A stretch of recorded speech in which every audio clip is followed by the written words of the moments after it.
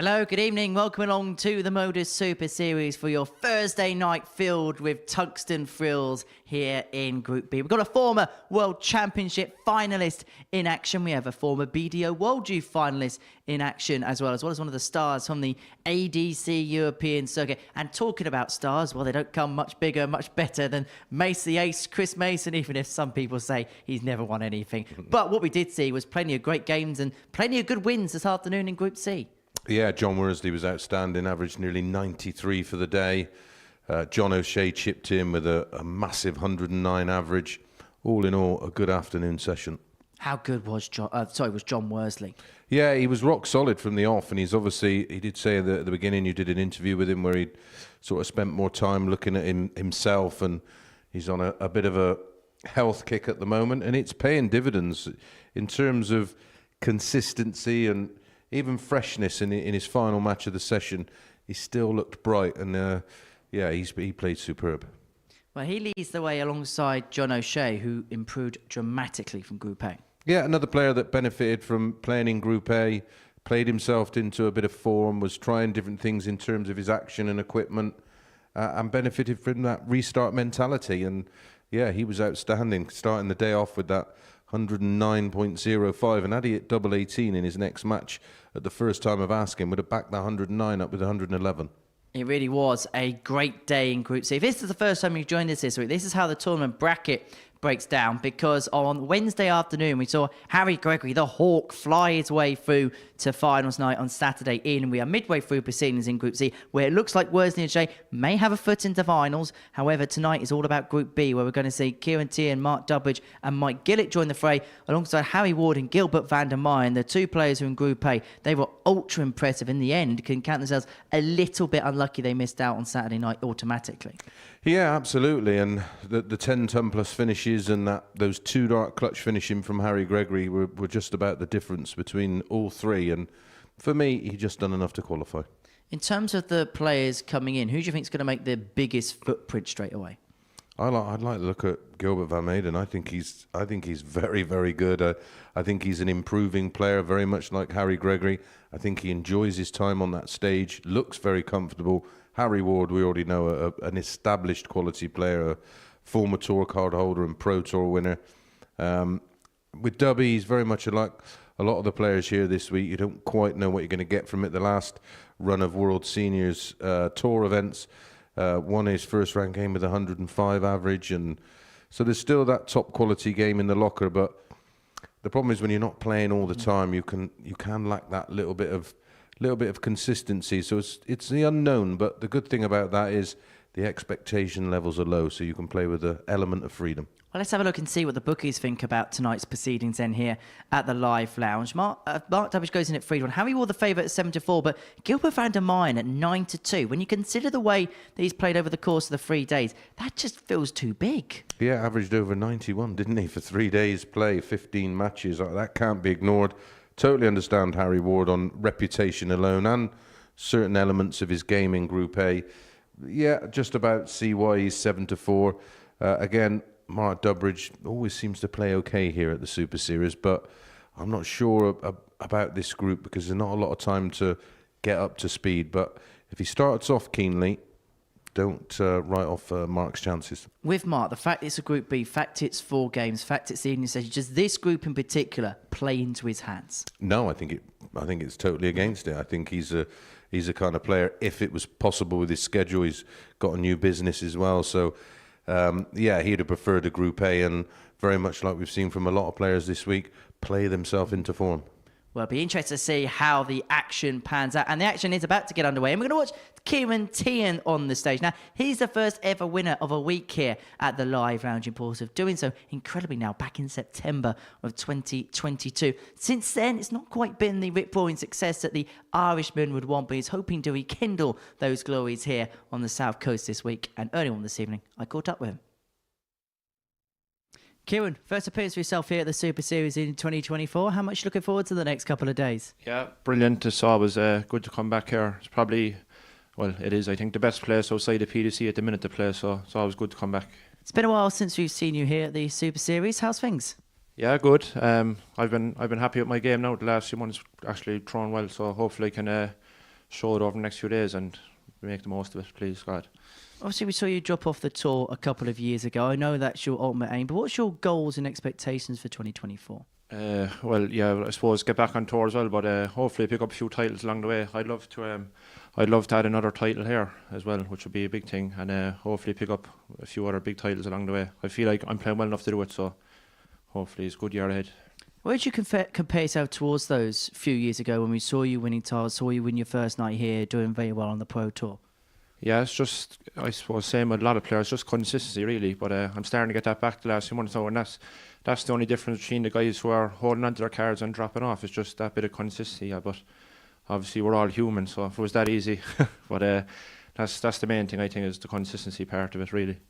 And how nice would it be to back up? You won the first ever night here. No one can ever take that away from you. But how much would you like to back it up with a second success under this roof? Oh yeah, brilliant. I'd love to. I didn't have much luck last year. No, I missed out a few times I got a few tight groups, but I'd love to add another title to it and hopefully get through the Champions League. That's what it's all about, really. Well, I wish you all the very best, Kieran. Good luck. Thanks very much. Cheers.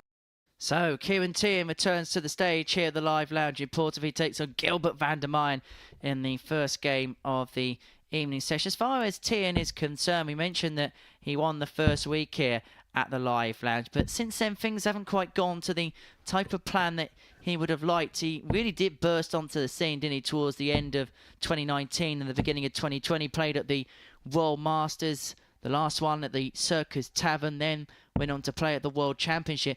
Now 25 years of age, he's at a real crossroads in his career where the option to development tour will no longer be applicable to him. The high tower looking to tower towards those powering heights of a few years ago. Up against Gilbert van der Meyen, the 30-year-old from Geldermalsen in the Netherlands, one of the Benelux Masters in the ADC European system at the end of last year, and has played some superb stuff, not just yesterday, but throughout the course of the 3 days here. And if we compare both players' numbers together, this would indicate a win for Gilbert by quite a hefty margin. Paul Hinks there in charge of proceedings tonight. Yeah, you're just looking at his numbers from the Challenge Tour this year, where his main focus has been. Played in 10 of the Challenge Tours, made a couple of last 16s, but the numbers won't make happy reading, and I'm with you. I've been super impressed with Gilbert, and at the moment he's playing at a slightly higher level than Kieran Tierney. His Group A average over 15 matches, 91.6. 57. That is super impressive.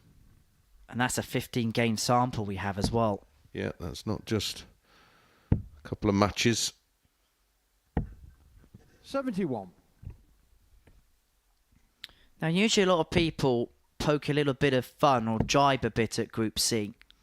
Well, this week, it's the Group B players that are going to have to live up to the superb standard that was set in the afternoon session this time round.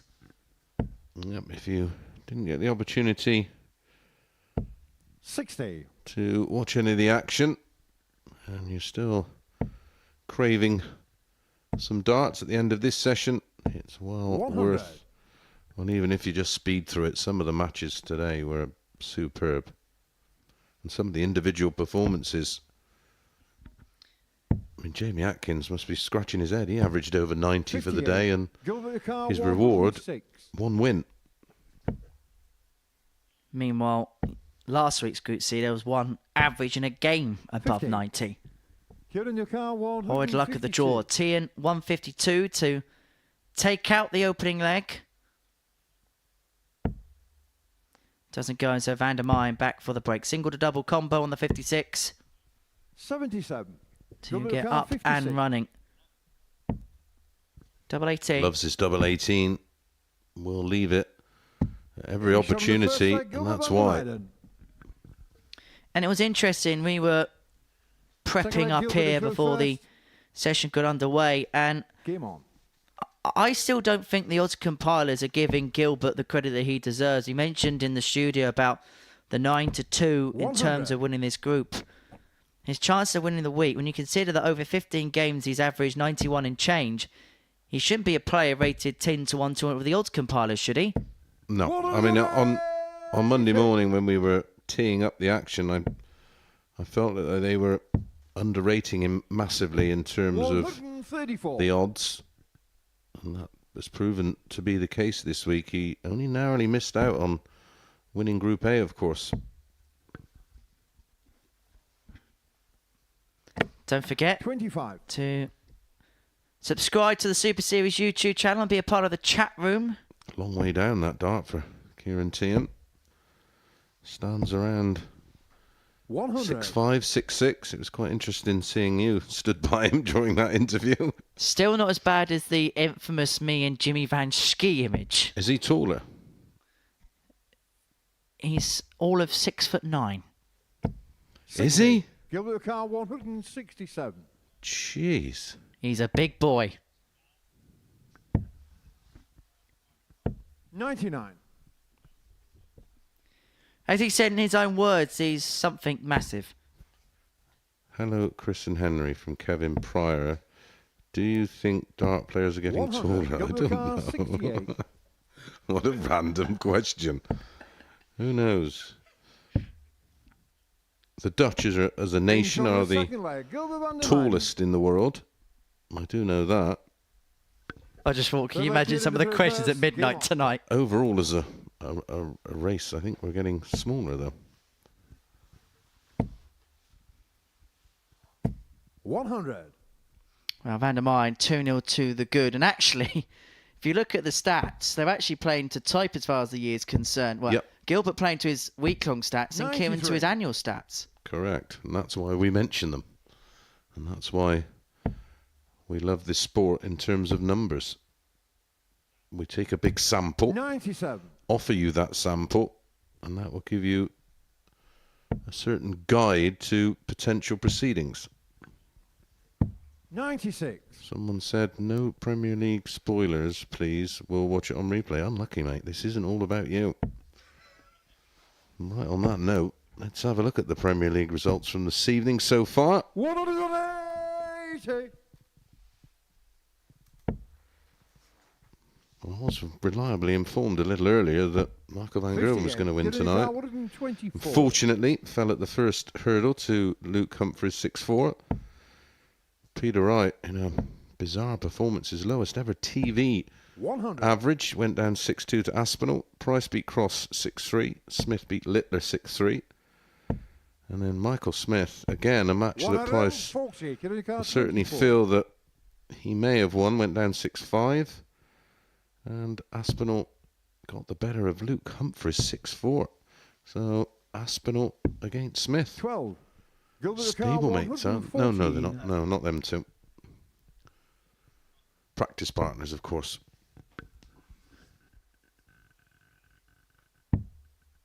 Well, Tian here's got an opportunity to tee up his 82. first leg of the night. If he Kieran can pin the Carr, double 12. six, bring it back to 2-1. Although he's still going to have to find another break at some point in proceedings. Double three. Getting shot on Finds it in third the leg. end. Kieran His Tiam. first leg one with his 6 for 10 for the double. Back to 2-1. Gilbert has the throw in the Ball fourth. by Gilbert to throw first. Game on.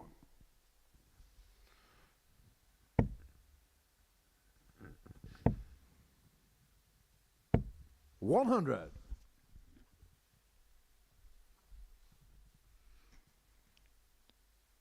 I think there'll be one or two people that think the dynamic of this group tonight is because of how well both Gilbert and Harry played. It's almost a feeling of them 134. two against the rest of the field. Yep. Well, the three who have come 59. through, they're going to be the ones, I feel, going to be setting the standard.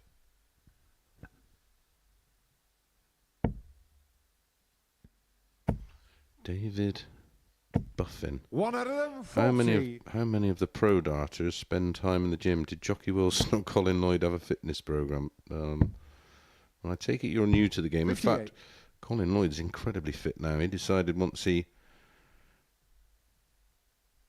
stepped away from the sport in terms as a full-time player, went on a massive health kick, didn't he? Lost a ton of 68. weight. Looks incredible.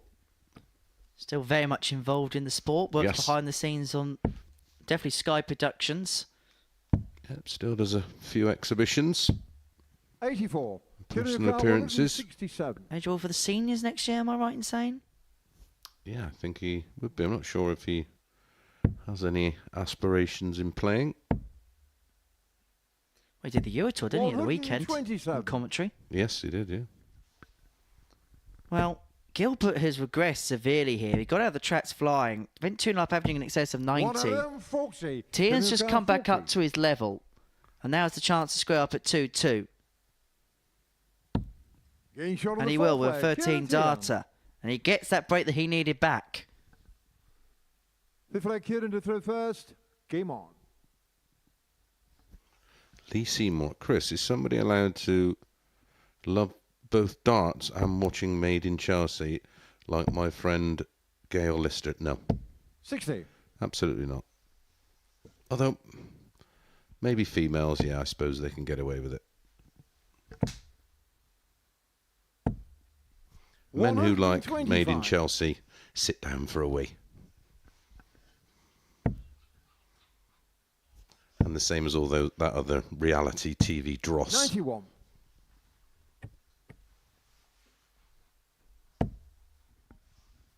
Game 1 of 10 this evening, folks. 134.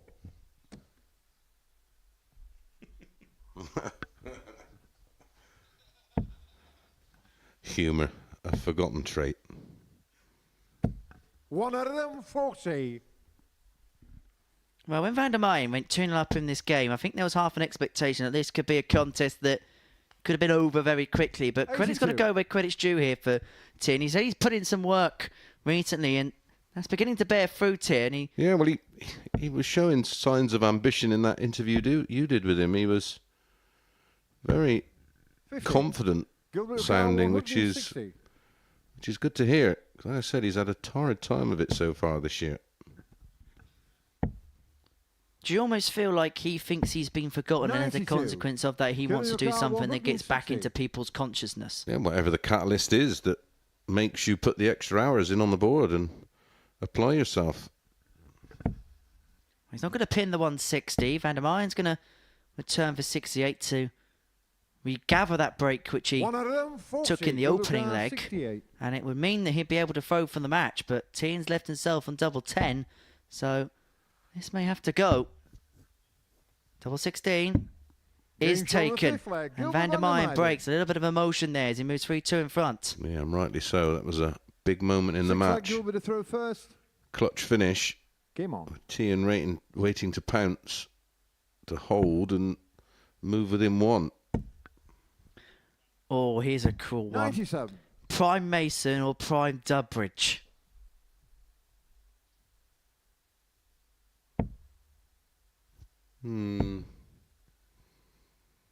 I think I win. 60.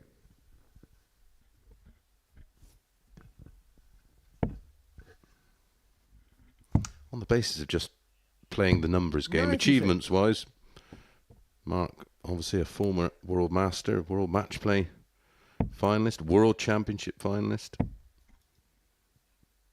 And as the spotter 47. in my ears just said, you've got to back yourself no matter what.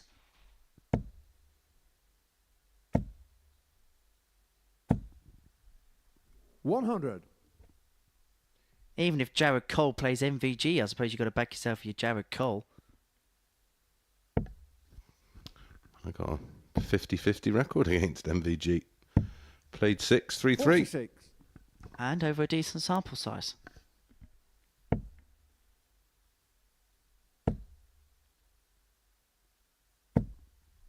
$121. Well, Van der Meyen's beginning to put the foot on the accelerator here. Was dragged back to 2-2.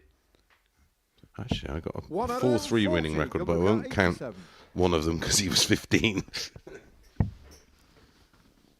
For the match. Didn't have to chase 55. around the bullseye because Tim was nowhere near a finish. He's going to return for 32. He's 3 out of 4 on the finishing is Gilbert. Yeah, he's handled this situation very well. And he's going to have to handle this double 16. Well, he's being posed questions throughout by Kieran Tian. But James Gilbert Jones Van der demands Meyen Gilbert has Van der just Meyen. found the answers. A 4-2 success against the Irishman. And Van der Meyen, who was so impressive in Group A, starts off his Group B campaign in similar form. A 92.02 average, pretty much the way he's been playing throughout the course of the week. 4 out of 6 on the doubles. He gets the better of Kieran Tierney, who averaged 90.5 by 4 legs to 2. Coming up next, this could be done and dusted in a flash, because Mark Dudbridge takes on Harry Ward.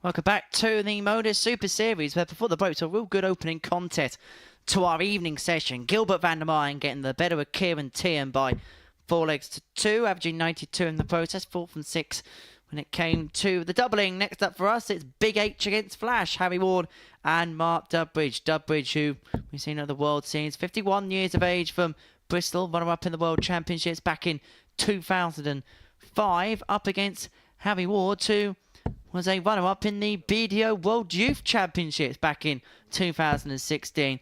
The 26-year-old from Swaddling Coat, well, what a career he's had so far. He's had all the highs, he's walked away from the sport, but now very much sees it as an opportunity in the Modus Super Series to really test where his game is, an environment that is competitive, but not just that, an environment where he can enjoy his game. And I feel like for both players, that's kind of where they were at with the sport. Let's like Mark to throw first. Yeah, both play because they want to play, not because they have to play.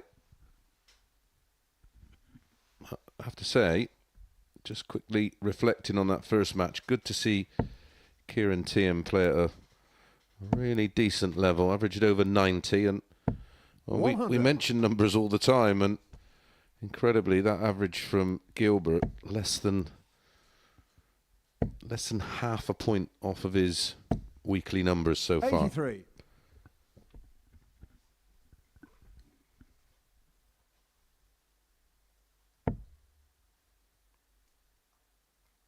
You mentioned that enjoyment, that vehicle for 97. a player like Dudbridge, who I think, as you say, has found that right medium, playing bits of this, playing the World Seniors. It's enough to keep him ticking over without getting overly involved and having to go back through the suitcase and things like that.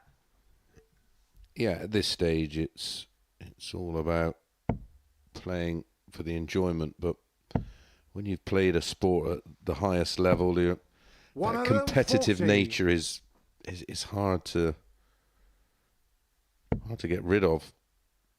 You try in vain to just go up and go, right, let's just enjoy myself and enjoy the 140. Mark Ricard, enjoy the 164. match and enjoy the occasion.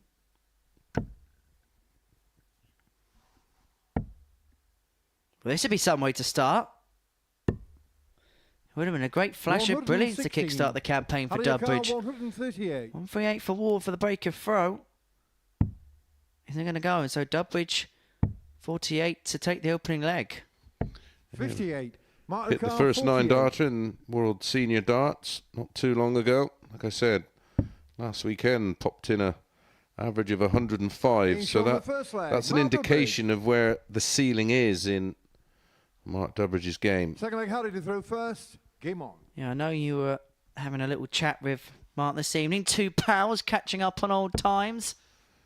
Yeah, he was, well, when I first started, he was my 79. practice partner, and frustratingly, I had no interest in the time at that time of turning pro, but he used to put me through the ringer back then, and it was 140. yeah, he was a massive asset to my career.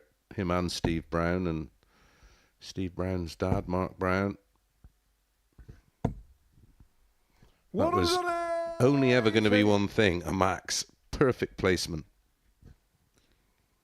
Show the averages.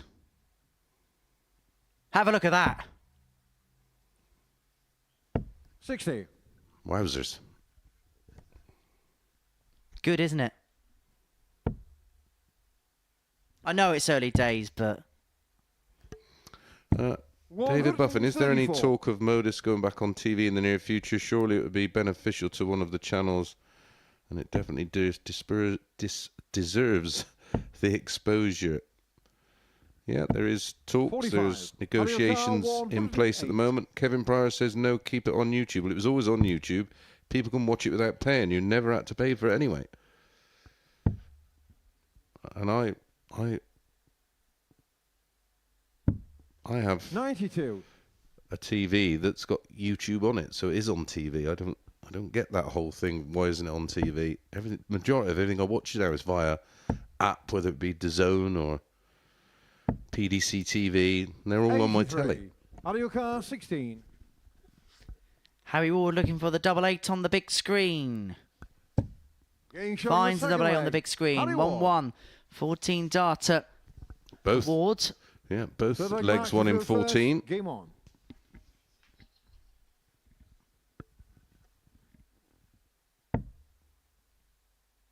We've already seen, haven't we, this week from Harry, some big 45. performances in the locker. Has straight above the ton mark. Had a real good spell as well yesterday, didn't he, where he averaged 98 and 93, but it was on Tuesday 85. when he averaged 100.11. That was in defeat to Lee Cox. He averaged, I say that 100.11, 4 maximums in there.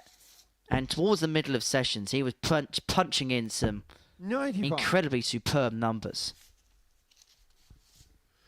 Yeah, his doubling stats in spells have been very, very tidy. 24. Incredibly, we've already had 2 losing averages in excess of a ton this week.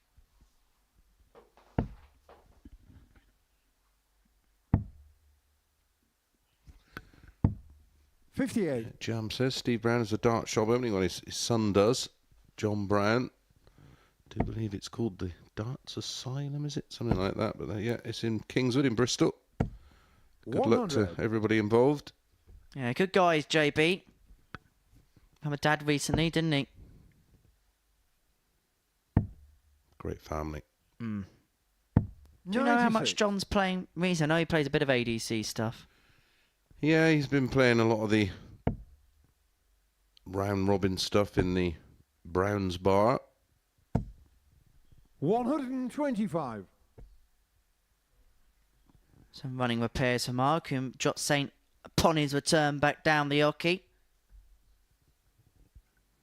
You are a PJW. He did win a Pro Tour. Did it in some styles, taking out some big names 60. en route. Out of your car, Yeah, back in 2019, 167. that was. But in 2024, he's looking to add a trophy here at the Live Lounge. And I get the 41. feeling if Motor car Gregory plays his 147. best, Ward plays at his best, Gilbert plays his best, they all qualify. I think we've got the potential for one of the best Saturday nights here at the Super Series if certain horses make their way through the course. Yeah. It could be right up there with one of Out of your the car, 126. Champions Weeks. Connor Walsh, averages. Well, I hate to break it to you, Connor. Darts is played on a board Getting shot on the third of leg. numbers. Harry Ward. And on that board, Ward's just taken out a 1-2-6 to Harry to break. throw first. Game on. He's 2-1, averaging 97.02. First ton plus out of the night. We were treated to a plethora of ton plus 83. outs this afternoon. Oh, we have all week. 42 of them, but you won't want to know that, Connor. More numbers for you. 10 this afternoon. 140. 32 in Group A, and the winner of Group A got nearly a third of those on his own. So that's 43 ton plus finishes for the week now. 125. Anyway, stop stat padding, everybody.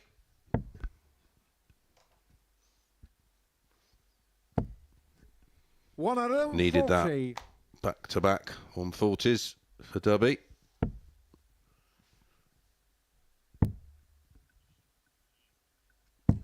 $134. Well, this is a per performance, but Wards has made a little bit of an undue error here with the 134 to leave himself on 159. We'll see our final player in this 93. group in the match to follow, as Mike Gillett will take on Kieran Tehan. What's his numbers for the year? 121. Marca 128. 128 for Dubridge to square up at 2-2. Triple 20 for Bull. Isn't going to go, and so Ward has an opportunity to really stretch his 41. advantage in this particular Harry encounter. 38. Straight for it and straight in. Harry Ward. There's a bit of a bone of conjecture for a second, but Ward leads 3-1. Fifth leg mark to throw No, first. Kevin, that was Game on. Steve Coote.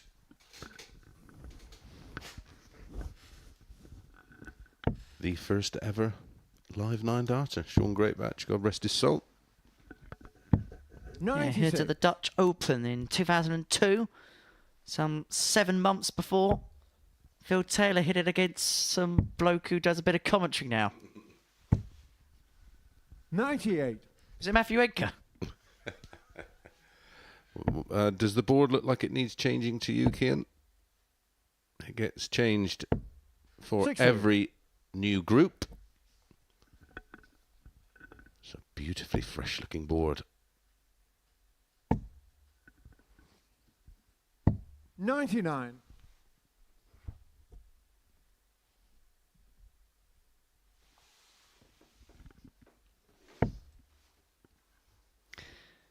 Right, I'll take this one, Mace.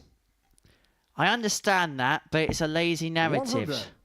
Some imagination, guys. Well, I wouldn't say that. Now, our job is to relay stats and information, and also one of the parts of this product and operation as well is we work in conjunction with bookmakers where you can bet on your bookmaker sites, and if you are a member 18+bgambleware.org, that helps players or helps those punters as well give their tips and stuff like that, and it just gives you a reference and a guide. There's nothing really more than that. We're not trying to 55. stat pad, we're just trying to give an indication on how 164. players play. And where they are in that particular moment in the match and why. It's no different. If a player's 3-0 down but has scoring numbers 92. that would relate to an average in excess of 100 but is averaging 80, you need to be informed why. Well, mate, so I commentate on football. It's no different to me talking about players' goal Possession. scoring stats Yeah. and things like that. 134. Chris, do you think Gurren Price is right saying the PDC should introduce a ranking event in Scotland, Wales, Northern Ireland? Yep, absolutely. I've been campaigning 52. for more darts in the home nations and Ireland for years and years.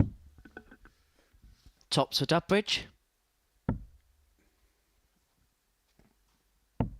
Doesn't go. You could hear the frustration as well from Flash. And it could be over in a flash as Ward steps up for double 10 to seal a 4-1 win. And to get his campaign off to a perfect start. It's a big win for Big H to kickstart his campaign. A big average to boot. 98.31. No, don't do it, Henry. No averages. Well, I'll tell you what. No more averages. To the break. Next game, it's Kieran Tierney against Mike Gillett.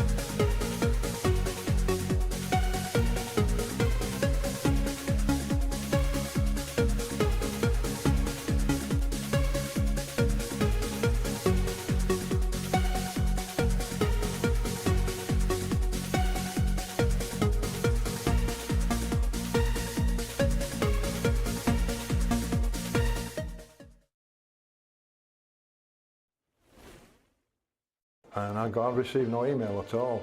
That really is. And the words that just come out make me head what? 127 in game. I cried a few tears when they told me. I still love it so much.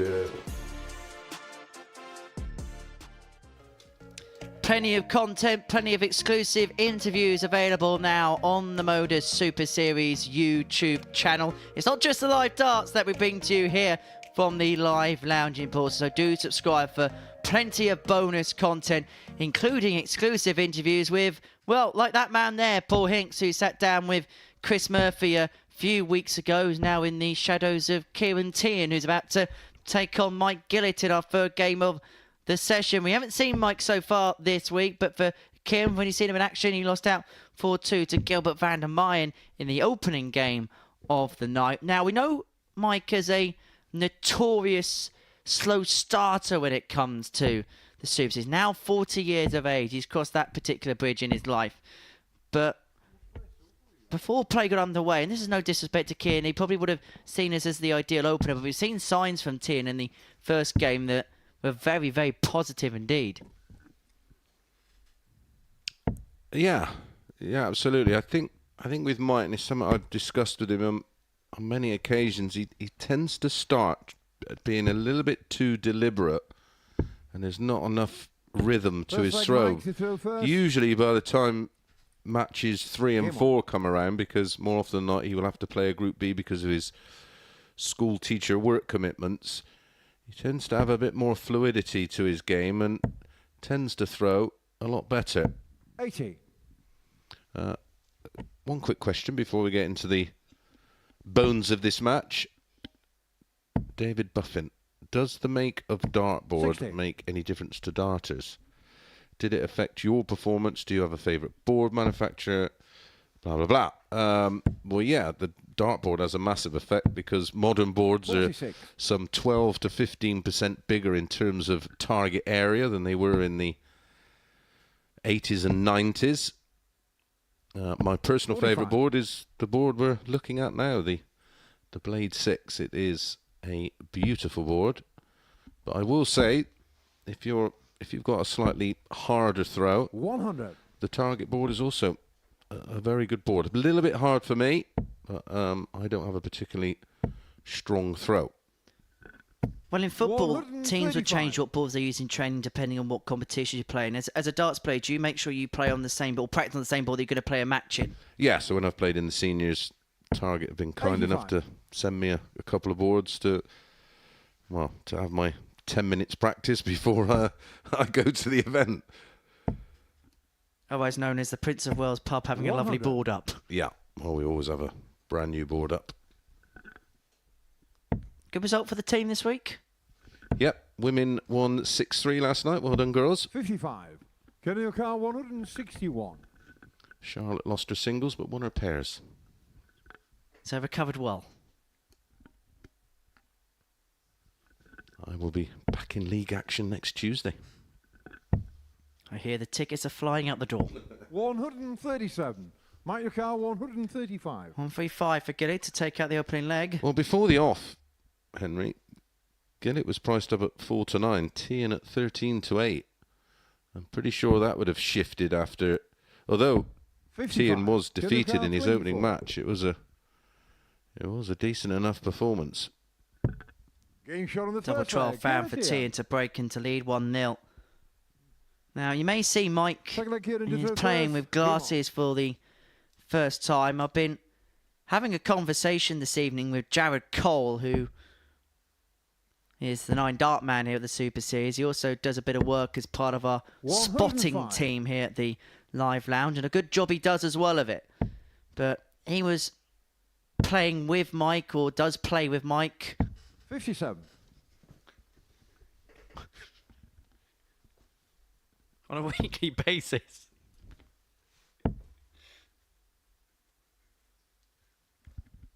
I'd probably rephrase that slightly, Henry. They play darts together on a regular basis. In fact, they were both involved in the Southampton Series event on Tuesday evening. Jared making the final, being edged out by another favourite of the Super 46. Series, Tommy Morris.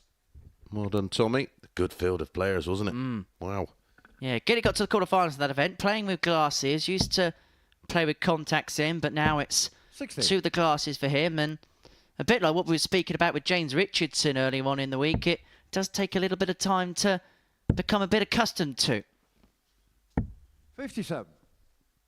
And when you're talking about players knowing where to pitch their roots in the sport, I think for Mike it's very clear for him, being professional is not going to, or playing on the 100. PDC circuit, let me rephrase that, isn't going to be for him because of his work and commitments and schedules. So Yeah, it's very much a hobbyist, isn't he? But he loves his darts. Probably 45. a nice Kenny O'Carr distraction for him. 137. And Tian in control of leg 2, and the match has to be said. Jack Randall, hello Chris. Would you say that it is 121. totally indisputable that Taylor and MVG in that order are the best 2 players to have picked up the tungsten? Absolutely. 100. Top Kenny O'Carr 2 16. to ever tickle tungsten. 2-8 for Tian for 2-0, and he's got a plethora of time. Game shot on the But he second doesn't leg. need time. Garcia. He leads 2-0. And again, backing up that performance, Third leg, first. albeit Game in on. defeat to Gilbert van der Meyden. What's the averaging? 85. Very similar to what he did in round 1, which is why I made reference to it, because it's an indication of where his game is right now. Well, he's averaging, 42. before that visit, 91.09. He averaged 90.56 in the opening game. 140. But for Mike, taking out the PDC option, I think for him, he's very much happy to play here and have success here. And I think his big goal in the sport is playing on the 120. WDS circuit and qualifying for Lakeside as regularly as he can, and maybe playing a couple of World Masters here and there. We've seen James Richardson wear glasses as well this week, haven't we? And it is very, very bright on that stage, and it takes some getting used to. The lights bounce off the lenses, and your perception is slightly different. Does take some getting used to. I've seen many a good player try glasses, and then I remember Dennis Priestley couldn't throw with glasses 60. at all on stage, so ultimately went and got his eyes lasered, as did Phil Taylor, I think. Would it be fair to say that our players who've gone on to wear glasses, Gary Anderson's the best one to have adjusted to it? Microcar 116. Yeah, great point.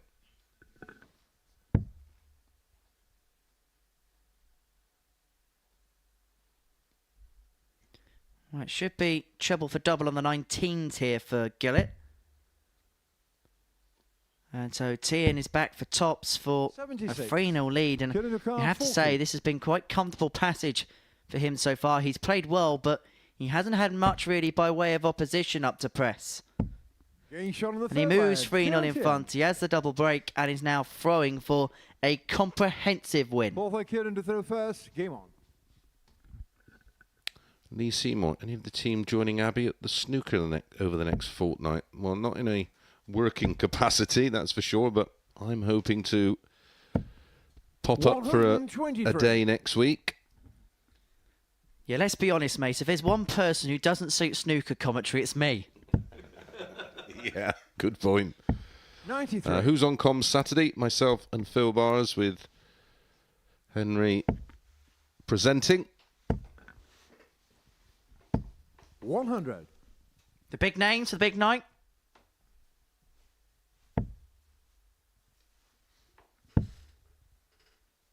Yeah, Phil Bars will be 40. raw and uncut in the commentary box.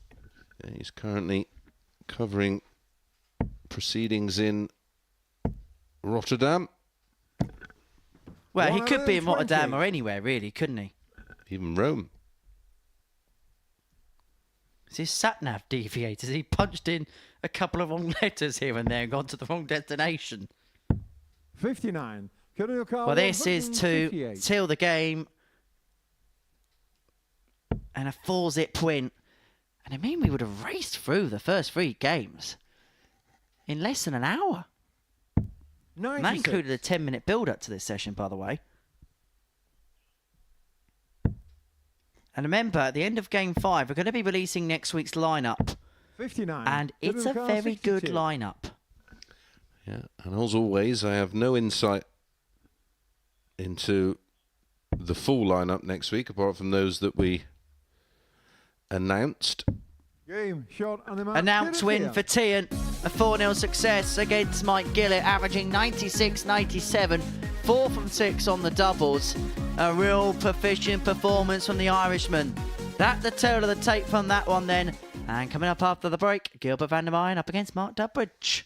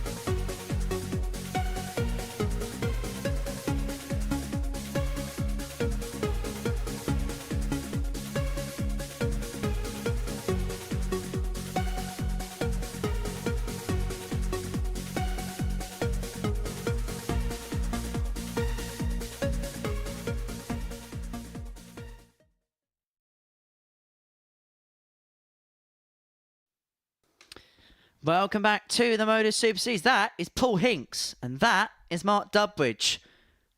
And he's going to be taking on Gilbert van der Meyen in the 4th game of the session. Before the break, Kieran Tierney got the better of Mike Gillett by 4-0, averaging 96.97, 4 from 6 on the doubles in a comprehensive display. Van der Meyen and Dudbridge involved in our 4th match of the night. Now, as far as game 1 is concerned for the pair, Van der Meyen beat Kieran Tierney 4-2. Averaging a shade over 92. It's 4 out of 6 on the finishing. Dudbridge, well, he lost out to a superb performance by Harry Ward, who averaged 98.31. Dudbridge himself, just over 86, 1 from 4, when he had an opportunity at the outer ring. Both played to tight, but should have a fairly decent encounter. Yeah, for sure.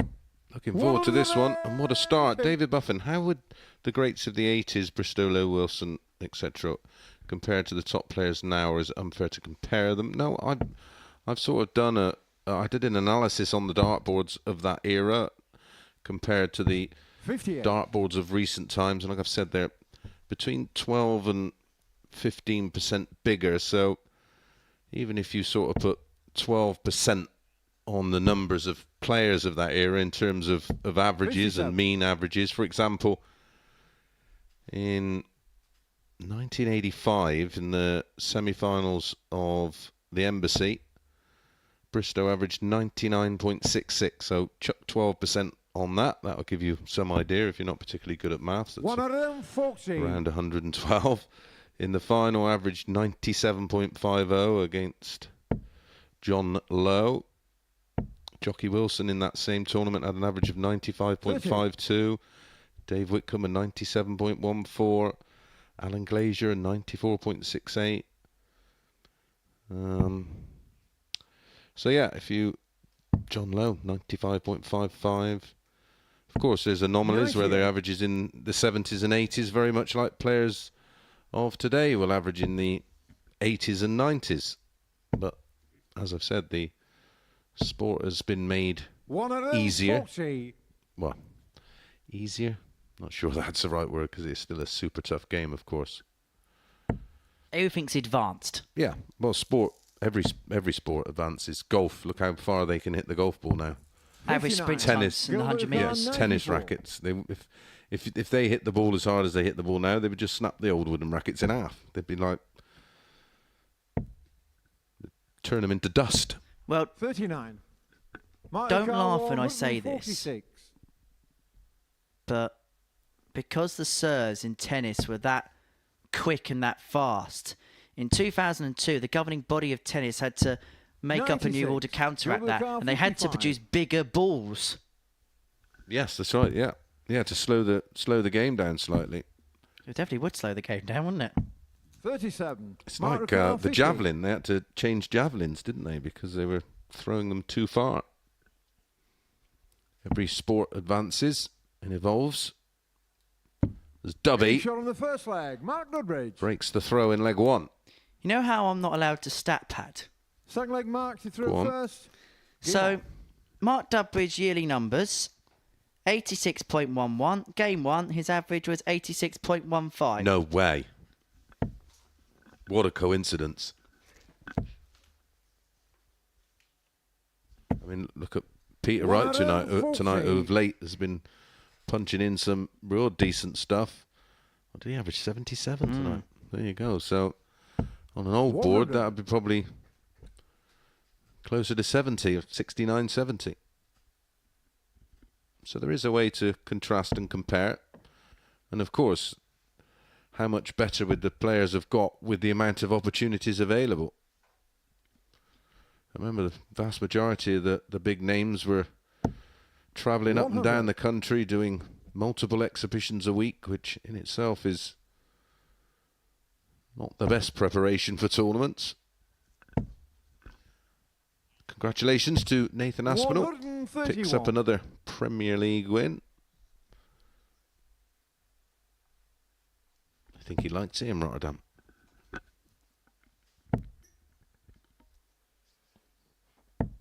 $100.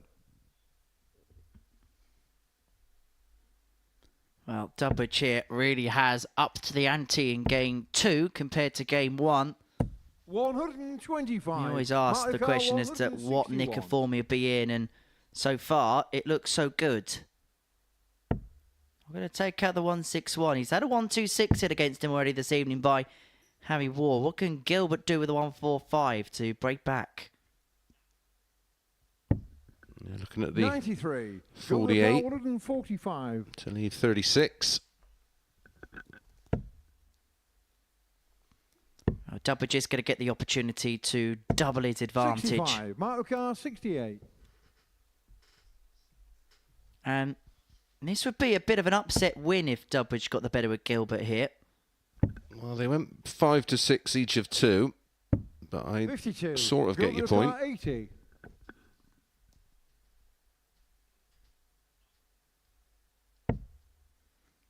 Double 10. Up for fives. 70. Doesn't go. Marker And so Dubbage 16. returns for double 8 for a 2-0 advantage.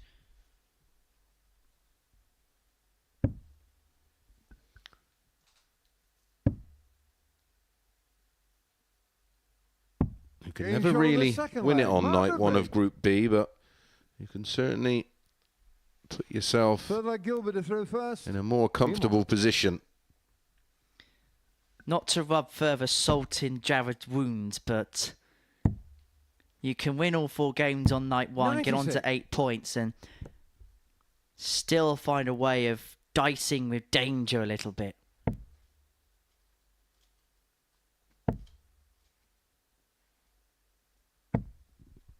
$100.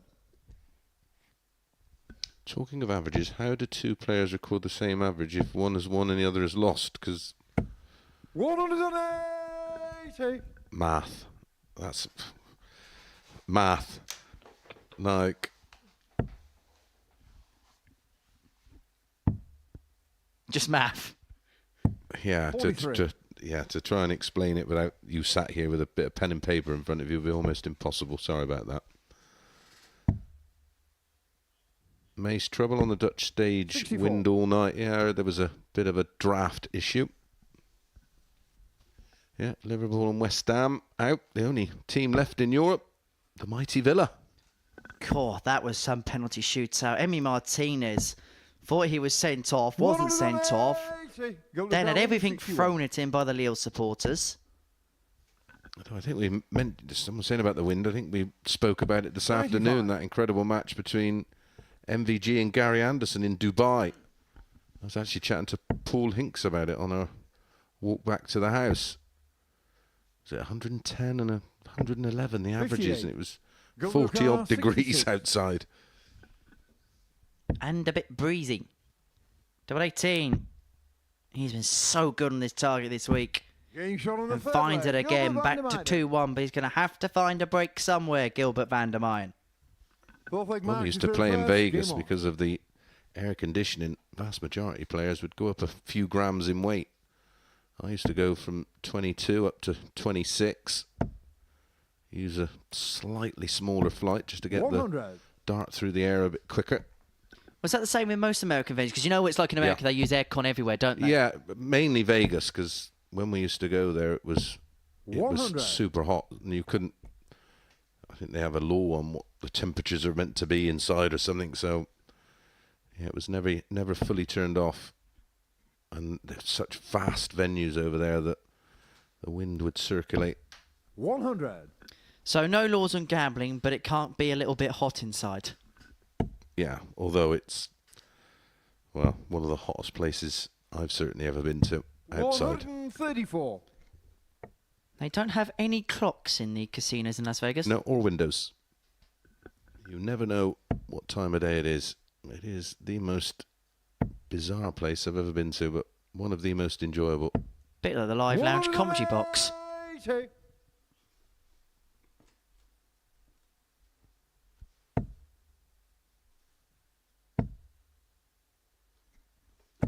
$125. This for 3-1. Marker 121.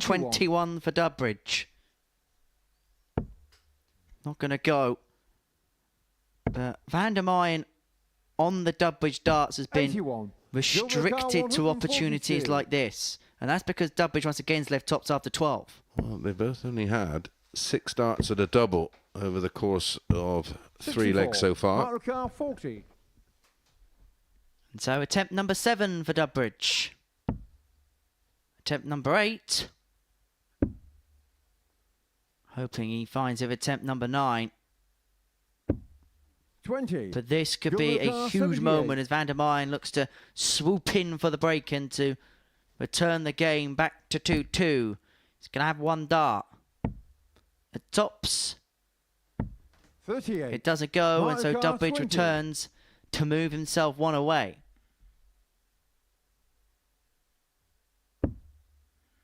Double 5. Chasing now, but Gains finding from the now, fourth and leg. Mark a bit of a Dubbridge. roar for Mark Dubbridge. Huge dart that for Fifth leg, Dubby. Gilbert through first. Game This on. game could have had a serious different look to it. 180.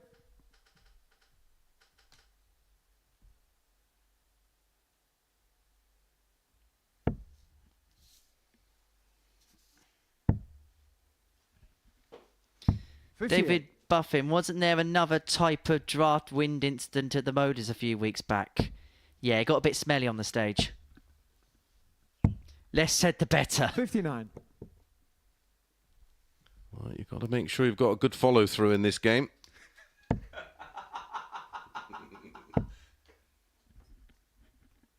It was less 100. Portsmouth, more Trump Town. Anyway, who's going to find a second wind in this match? 43. See, you've got to take it that one step too far, Henry.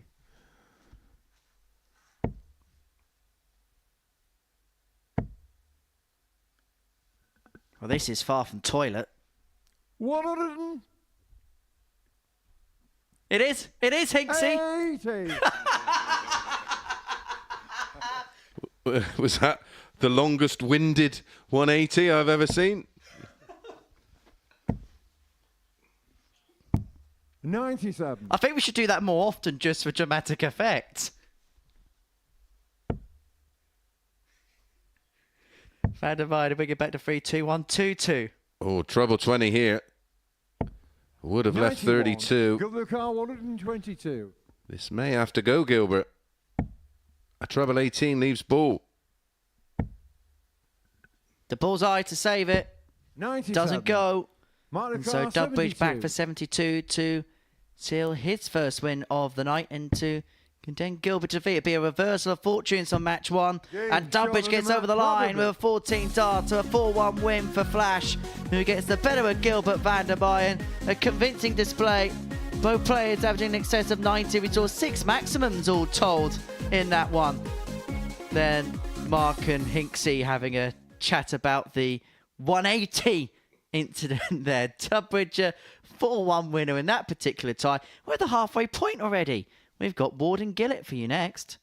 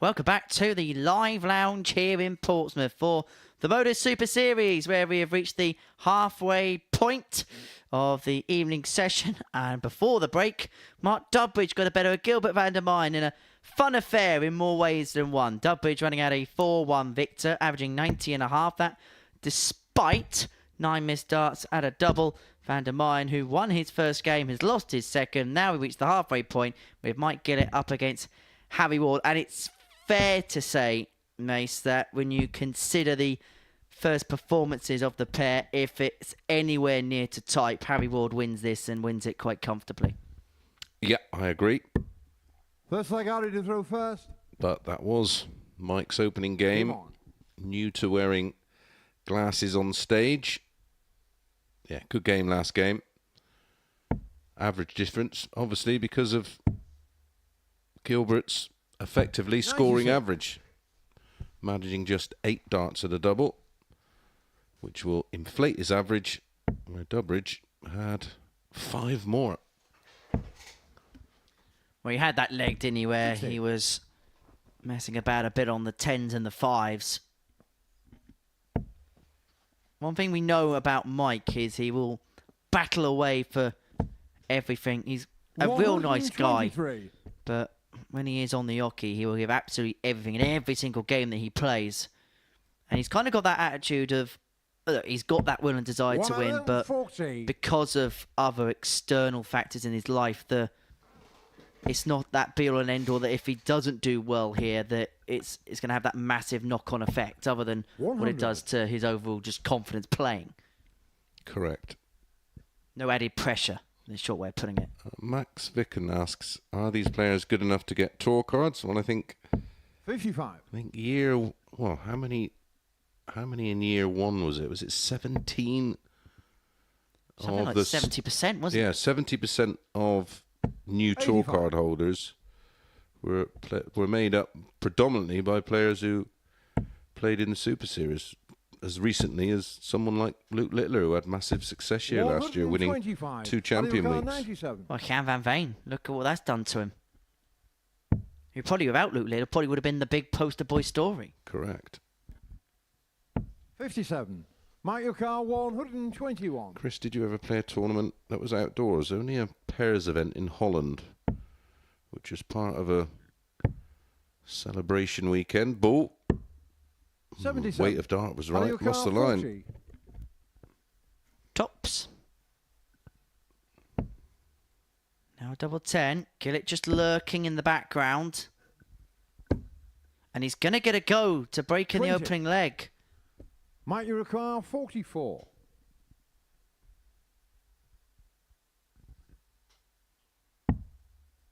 Tops. Bit of a flyer there from Mike. 24. Doesn't make Harry the Yukar, 20. adjustment. Yes, Gilbert is Dutch. Getting shot on the And first Ward leg. Harry Ward. leads by a leg to nil in this halfway contest of the night. Second leg Mike to throw first. Game on.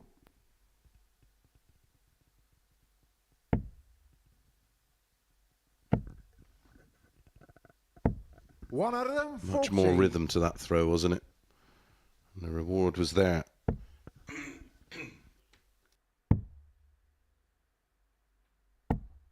$38.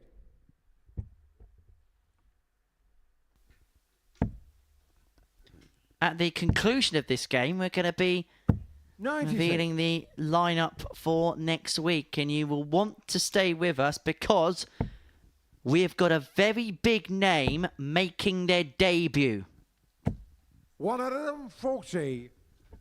That's all I'm saying. That's all I'm saying. Literally, someone's just put in the chat. 47.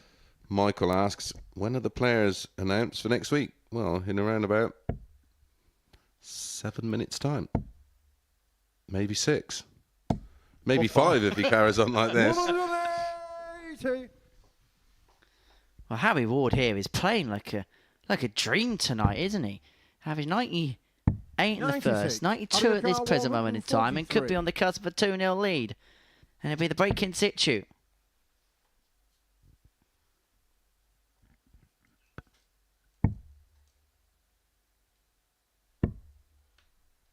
49.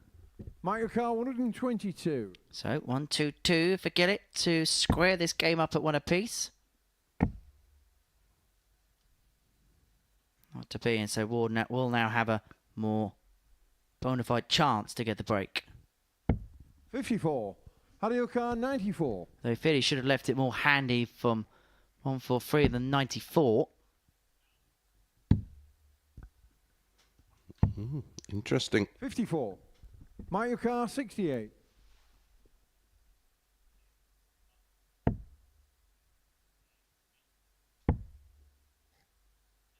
The ball Game's beautifully over the second pinned leg. by Mike Gillett Gillett. to level up at one apiece. All right, someone says here, I get the Super Series like is a Harry super to throw platform, first. but Chris Game on. Henry, don't champion it for producing tour card holders. Well, ask the players. Go and look for the interviews after they've qualified and see what they, or listen to what they 135. reference. And the advantage it's given them in terms of either recapturing form or rebuilding their level of play 100. and their confidence. They don't have to say anything, but most will, if not all, reference 96. how beneficial it was playing here. It's just the facts. Well, we mentioned this earlier. We actually mentioned it, didn't we, with 100. Mike Gillett in his opening game, where different people at different stages of what they want to do within the sport. And this is where there's actually quite a nice little element towards the Susie. Look, there's a lot of players that have got big ambitions of winning their tour card, but for both of these players here, Harry and Mike, 180. just isn't for them. Maybe once upon a time it may be the case for Harry once again, but for them this is an opportunity to play on a big 100. stage in How do front you of the count cameras and not have that daunting pressure. Absolutely. Especially if it's something that they've never experienced before, playing under the lights. Effectively being fast-tracked. 58. But let's not let the truth get in way of a cool story. Well, it's a little bit like the National League in football to a certain extent, where you've got 105. clubs that are How full do you count time 52? and it's their full time occupation, and then you've got clubs that are part time and only train in the evenings. It's a little bit similar to that, where you've got real competitive level, but you've got different people at No different score. aspects. Michael Carr 96. Get it threatening the break here if he can find the 96. Ward haven't left a double after 12, but get it keeping himself in close suit. Well, he went for tops there for 80. How do you double Carr 18. 32. Will leave himself on double 8 if this doesn't go. Second time of asking. Well, the missed doubles on Monday are beginning to creep back in He's this on the third game, but leg. Ward Harry Ward. puts himself back in front at 2-1. Fourth leg Mike to throw first. Game on.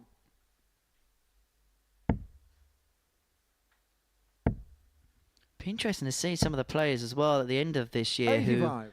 could drop off the Pro Tour and could have a invitation into the Super Series in 2025. And I suppose the great question would be 96. the other way round. Which players will we see here this year that go on and get a card? 140. Tell you, who really has reacted well to losing their card is Danny Jansen. And I'm going to make this statement now. Danny Jansen will win a week at the Super Series this 140. year.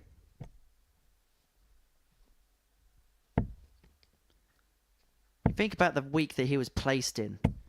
That was a group which, when you think about having the 140. likes of Andy Bolton in there, the likes of Conor Heenahan in there, kind of had the feel of a Champions Week of its own. 123. Michael Carr 136. This for a level match. Now one of them would have left double 8, and so Ward 1-4-2 to get the break and make it 3-1. 78. Harry Carr 142.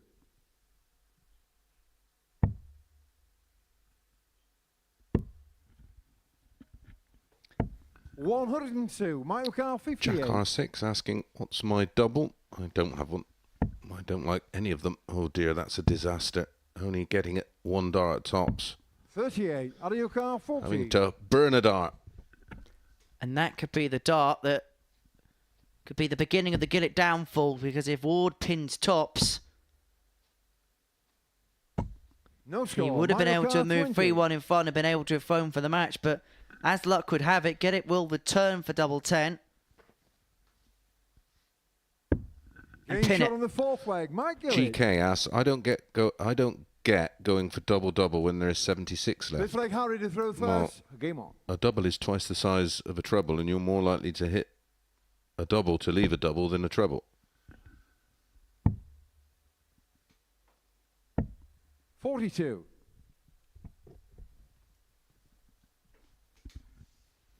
Well, level match we have. Gillett has improved by a big margin from game one, but 134. has to be said he's been afforded opportunities by Harry Ward, who's missed 10 darts at a double up to press. 85.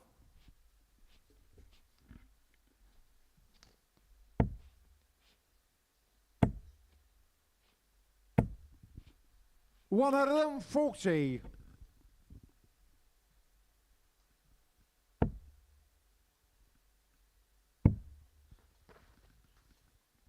There's plenty of chat over who that mystery 79. player could be in the chat room, Mace.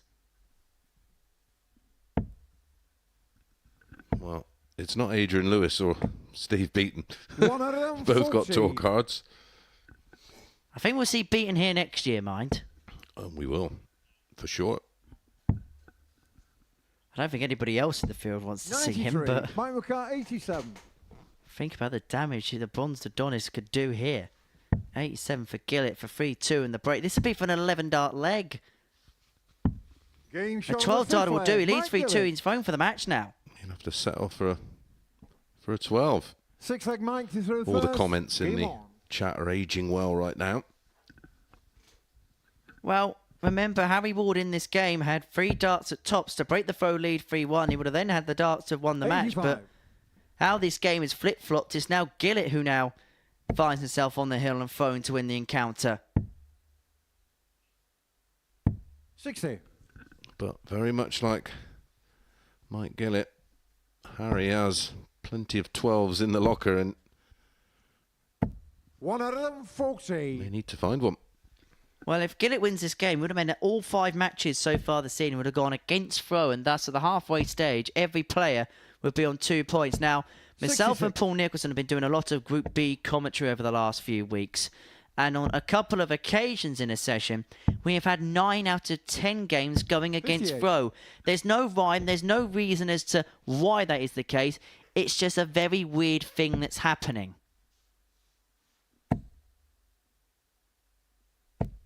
One out of them, Michael 40. Horrigan, who's on commentary on Modus next week? Unfortunately, you've got me again. That probably didn't surprise you too much. 46.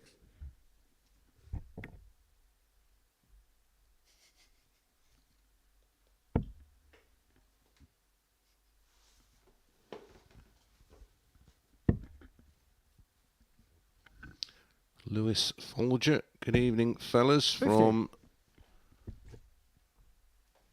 Kings Lynn in Norfolk. Welcome along, Lewis. Hope you're enjoying the action. 45. Well, Gillett leads himself on 1-2-7 to win the game. We've seen it taken out already this week. 30. Mike McCart, 127. For the win. Trevor 19. Would have given him a dart of the ball. Ward to save it. 55. 155. 55. No, it's definitely not Nico. He's played in the Super Series.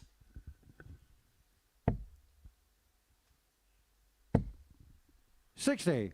Mike McCart, 72. Well, this is for the match. 72 for Gillett. It's tops. It's Game, there. shot, and the It's a match. win Mike for Gillett. Mike Gillett. It means that every player has won at least, well, they've won once so far this evening. Every player level on 2 points now as far as the group is concerned. What have we learned from the first 5 games? Well, pretty much nothing really if you consider the way the games have gone, but Myself and Mace are going to analyse the action, plus reveal that big name player that's making their Super Series debut.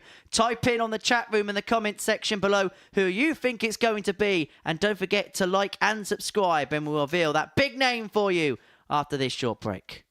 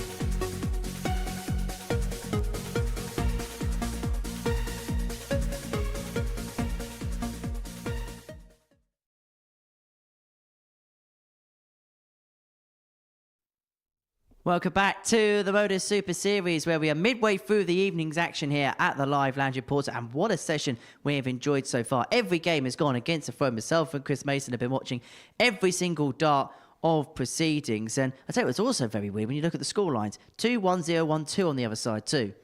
Yeah, a bit of symmetry there. It's been a strange session. That the players we thought that may sort of start to try and control the group from the early stages are far from at it their own way, and it's teed up for a great second half of the night. Well, let's run through the wall then as far as this evening's session is concerned. Let's go right from the very get-go, where Gilbert van der Meyen gets out the gate, plays very, very well. And at that point we thought maybe he's going to have a big night ahead of him. Yeah, played very well in his opening match, but then was pegged back against Mark Durbridge, of course, and it's one of those groups. We felt that the top three in terms of the betting of or what the odds compilers come up with, we agreed. We felt that those top three will be the ones to maybe take control of the group at the early stages, but it's just not gone that way. It's not played out that way so far. Great win for Mike Gillett against Harry Ward, an unexpected win, has to be said. We both thought Harry would go on to win that match, but we've seen it so often from Mike Gillett. He does tend to get out of the gates a little bit too slowly, and by matches 3 and 4, we see him play some of his best starts. As far as Harry Ward's concerned, he'll be kicking himself with the missed opportunities in that previous game. Yeah, but it's the first player he's come up against who's slightly more sedate in their approach. Group A, the players were blessed because they all played at a sort of medium fast pace, and that suited them all, which is why I think it produced so many big moments. But against Mike Gillett, he was having to sort of wait a little bit longer, and that may have affected his play. Meanwhile, Mark Durbridge, what would be your assessment of his night so far? Yeah, what I'd expect from Dubby. You know, he's always going to be dangerous. He's got that real competitive streak. Still a very good player. Still has a very high ceiling. So anything Mark does wouldn't surprise me. Well, Dudbridge getting that win and did it in some style there against Gilbert van der Meyen by 4-1. And so we're at our halfway point as far as the evening's proceedings is concerned. Every single player has won one game so far tonight. And well, we'll talk about the rest of the night's action in just a second. But it is time to announce the field for next week. And there is a very big name, a star name that is going to make her debut next week.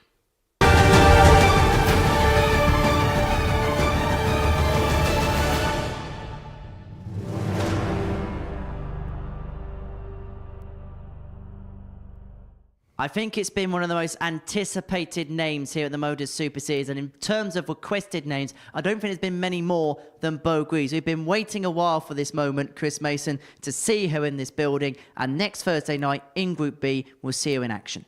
Yeah, looking forward to it. It's taken a while to eventually find a window in her schedule to get her in. And yeah, I'm looking forward to it. How intrigued are you to see how she gets on in this environment? We've seen her play bits on the development tour this year, and we know the bunzo ability that she's got. Yeah, class act, isn't she? She tends to pick and choose when she plays. I don't know the full reason behind that, so I'm not going to be too quick to judge. But I'd like to see her take advantage of more opportunities that are available. Disappointed that she didn't go to Q School, not necessarily to get a card, because I don't think that would be particularly beneficial to her at this stage, but certainly to be able to play the Challenge Tour and the Dev Tour just to gain more experience. But like I said, we don't know the reasons behind why she doesn't seem to play as much as she could, but only she knows. Well, Beau Greaves is going to be a part of an all-star cast of players as far as Week 9 is concerned. And you've got another former world champion in the mix in Scott Mitchell, the 2015 world champion, joined alongside Kevin Painter in Group A. Doug Bowen's going to make the trip over from the United States. Rob Collins, David Pallett in Group B. And Daniel Lee as well involved in Group C. That's going to be a spotter's nightmare on Thursday and Friday. Yeah, and Thomas Lovely's been playing good of late. Good to see Stuart Kellett back. But Sebastian Białecki, that's the one I'm intrigued by to see where his game is right now. We saw him have a disappointing Lakeside, didn't we, towards the back end of last year, where he would have expected more from himself. What do you expect from him in 2024 overall? Yeah, I think it's well, we were just discussing it. This is a great platform to rebuild and get yourself in the kind of form you need to be in going into January 2025 when the all-important Q School rolls around again. And he will use this platform in preparation for that alongside many other events, of course. But this one's key because you know you're guaranteed X amount of games depending on which group you come into. So this week into Group A, guaranteed at least 25 matches. And listen, 25 matches on a great stage in perfect conditions against quality opponents is the ultimate preparation. And a former Champions Week player as well. The action gets underway 9:30 a.m. on Monday morning on the Super Series YouTube channel. And of course, Beau Greaves is going to be in action for the 2 evening sessions, and she'll be hoping to make it through to a Saturday night. So if you want to see a 2-time world champion in action, take a look at this.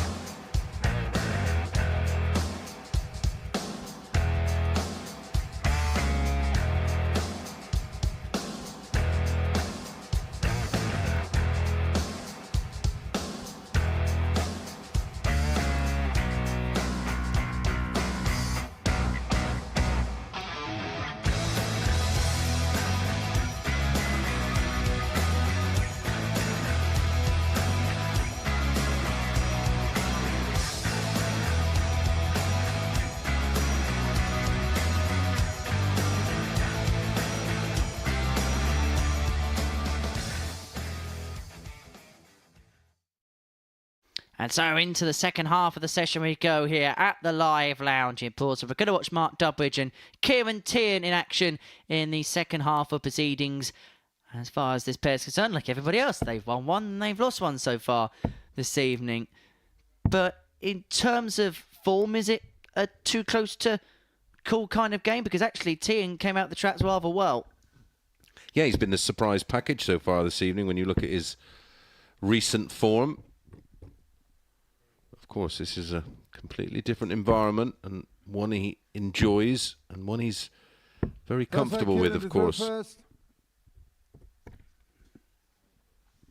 Game on. Tian, who has said already this evening that his goals is to return to the professional setup, the Pro Tour setup, and he'd like it to be as soon as 2025, but I think 99. he's got a rather lucid plan for proceedings. I think if it has to be the case, he's willing for the process to take its course if that's the way things are going to be. Oh, Dubbridge 140. looking to get him back to his first visit now in his previous game. Dubbridge hit 3 and actually holds the record 60. for most 180s in a game here at the Super Series of the week that you were involved in, Mace, where he hit 7 in a match against Wes Newton back in October 2022. Yeah, it was remarkable. I remember being in 80. the practice room and all you could hear was 180. 180. We thought the referee was on repeat. If it was Owen Binks, you're probably correct. 60.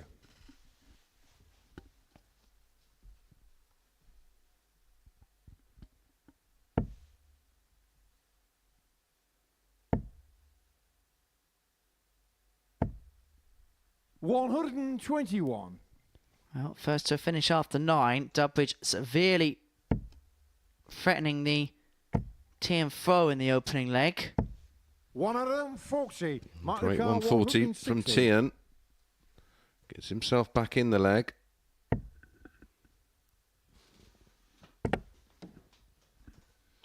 Well, never a good time for 40. one of those. Squares things up. Daniel Carr 142.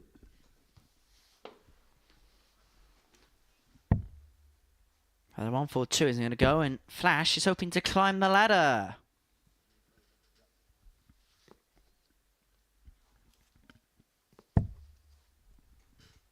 Himself 138. double 12 with that dual 17 with the last dart. Sorry, 118. Yep, to leave Michael Carr, double 12. 120.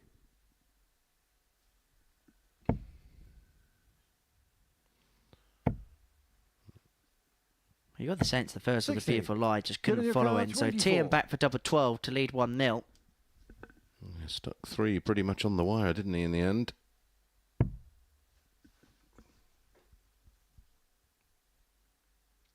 Double 6. Down for double 3.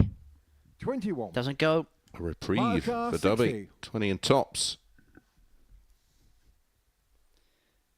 Well, he had to ride a couple of opportunities from Gilbert in his 4-1 win, 20. but he cannot take Daniel Carr, advantage of 3. misses from Tian, who is looking at the dreaded 1-1-1 to take out leg 1. Yeah, this is horrid. Oh, only just. At least he's Game shot left of the the target first leg. open. He was so far left of the middle of the one. Second leg marked, you through the first. Game on. Totally did it on purpose, of course.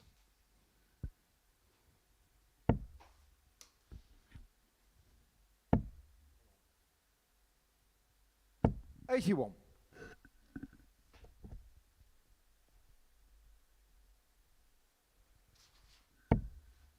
Don't forget, if you want to get in touch with us here at the Modus Super Series, you can do so via our 100. social media channels at MSS Darts, all one word, Facebook, Instagram, TikTok and X. Alternatively, if you're watching via 41. our YouTube channel and you're subscribed, you can fire your questions in there. Keep them sensible. 140. And we will endeavour to answer them if we can. Yeah, let's have a bit of late night fun, shall we, gang? 125. You so should have been a TV presenter. on children's TV, I hasten to add. 115. Yeah, Blue Peter was lost on me, wasn't it? That would have been perfect with your enthusiasm. 140. Kiruka 146. Now, this is 146 for Tien and a 2-0 lead. A beat for the breaking shoot as well. Not to be. So Dubbridge 114 to square up. Dubby yet to have a 130. ton plus out this evening. In fact, we've only had the one, haven't we? The 1-2-6 from Harry Ward. Against 58. Dubbridge. Kiruka Correct. 16. Well, he's left a double after 12, Tien, and he's hoping to get the break if he can pin double He's eight, and on that's the exactly second what he leg, does. isn't He's he? now halfway towards the victory post. He was the outsider with the bookies before Dart was thrown. He was 11 to 2 to go on and win the group, and was sizable outsider to win the week as well. Yeah, sizable outsider to win this game. 8-15 favourite Dubby. 11-8 Tehan. It's been a pleasant surprise the way 58. Kieran's played this evening. Yeah, coming into this, I think you mentioned his numbers were a little concerning. Well, his 12-month stats were 99. 81.74 in terms of his average so far this evening. 90.56, 96, 97, averaging 88.33 here. Is doubling for the year. About par for the course, 32.96%. Tonight, 2 from 7, 4 from 6, 2 from 5 here. Not too shabby at all. I know, Nels, 35. but we can only hope, pal. Who are the top 5 ranked players in the Super Series? 96. There's actually a compiled database of players over its calendar end of last year, so Series 6 onwards, and 54. so far, the top 5 players in that particular system: Scott Taylor, Tom Sykes, because they won and got to the final, and Sykes has got to another final since. 140. Andreas Harrison and Neil Duff get in the top 5 by winning 2 weeks, but obviously didn't play in the last Champions Week. And the other player on the top 5 of that particular list is Reece 59. Court. Now, this is not any Kevin official Carl, rankings, but that's just 11. based on performances in the last 6 months or so. So it's done on results rather than In terms of statistics, yeah? in terms of what Yeah. in terms of their results over the course of the weeks, yeah. Yeah. 31. Interesting.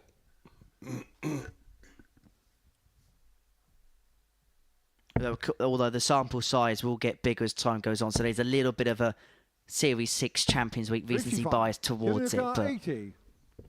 that's how the last 6 months at least look anyway, or the last couple of series. Yep, makes sense. Especially the success Duff had as well in the special week, the double-in week. 64. I did enjoy that. It was a refreshing change. Definitely do it once a year. If I was allowed to have my 2 pence. 36. Kiruka 16. This is for 3-0, and very much, as you say, against the grain. Game shot But on the Tien third finds leg. himself in Tien. front. And this would actually be the first Broadway game that would marks go you first. with Game on. throw this evening. Imagine if it went the other way round. The first 5 went against and the other 5 went for. We've seen that happen in a Group A scenario, haven't we? A couple of times where 121. first 5 have gone against, then gone with, and then gone against. There's more scope because there's 15 games for little patterns to appear, isn't there? 140. Well, here's a compliment to our production team. I love the camera angles on JK or GK. So well done, guys, backstage. Big shout out to the team that make this whole production happen. 180.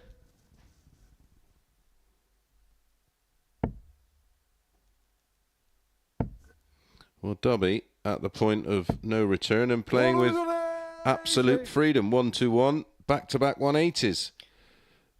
To quote the great John Gwynn, it was 180, 180, 180. And Dubbridge is on a 10. It'd be the 89. second of the 20. week if this goes. Well, double 10 isn't going to steal the 10, and 11 will Showing the do. fourth leg, And Mark Tia now Burbridge. looking to tee up the match.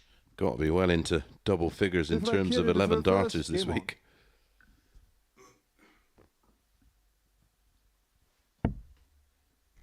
It's been a bit good. 100. It's been very good. Last few weeks have been up there in terms of qualification weeks outside of a Champions Week. 50. The Van Ski night was just superb. This week's standard-wise has been immense. And that's not to say a few weeks ago when we had a situation where the likes of Connor Scott weren't making it through to finals night. 140. Ricky McDowell, Mace, what was the nicest hotel you stayed in for a dart tournament? Probably the Wynn when I went to Vegas. 139. I'd say which would be the worst, but I don't want to give any incriminating damages, and it's probably a fair few to pick from. 55. Lakeside.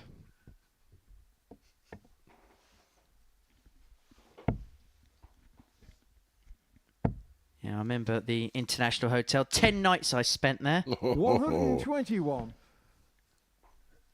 Poor old John Rawling was bitten alive. Yeah, fair to say John didn't eat any of the food at the Lakeside that week. 100. But don't let that put you off. It is a... No, it's an iconic venue, isn't it? And it's still fabulous experience when they've got a full 55. house in there. Kieran Carr, 106. At its best, it's still a fantastic venue to watch the sport that we love. 106 for Tim for the match. Just stay somewhere else. It's a great Premier Inn round the corner. 58. It's a great Mark pub Carr, underneath it. 136. For this to save it, it's not going to be for Dudbridge, and so Tian coming back for 48 to complete it for him. 40. Now, one of those situations where Good just had to car, double check whether it was in or not, but the point wasn't penetrating. And so, for the win, double 16 for Kieran Tian, now up for double 8. 40. Elaine Cairns wants to know, 96. who's the best player to never win a week? Thornton. That's ridiculous, isn't it? There's some good players that haven't won a week before. Double-double. Game shot on the fifth Wow. leg. Mark Clutch Burbridge. finishing at its finest. No, tour card holders are not allowed Six leg to mark to throw first. play in this. Game on. Not because we don't want them to play, but the powers that be in the PDC deny them the opportunity. I suppose there's other good players as well that haven't won a week. The likes of Fallon Sherrock hasn't won one yet. 140. Lost in the final to Morena Michels the week that she hit that record-breaking 9. And how can we forget that record-breaking 9 as well? Well, me and you were in the booth for it, weren't we, Mace? Yeah, it's fabulous to see. Against Adam Lipscomb, wasn't it? Indeed it was. Transcended the entirety of the internet. 58. Definitely my proudest moment working as a darts broadcaster for sure. 139.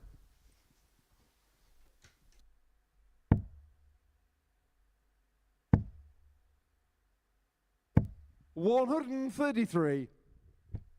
Dudbridge leaving the fish to take us the distance.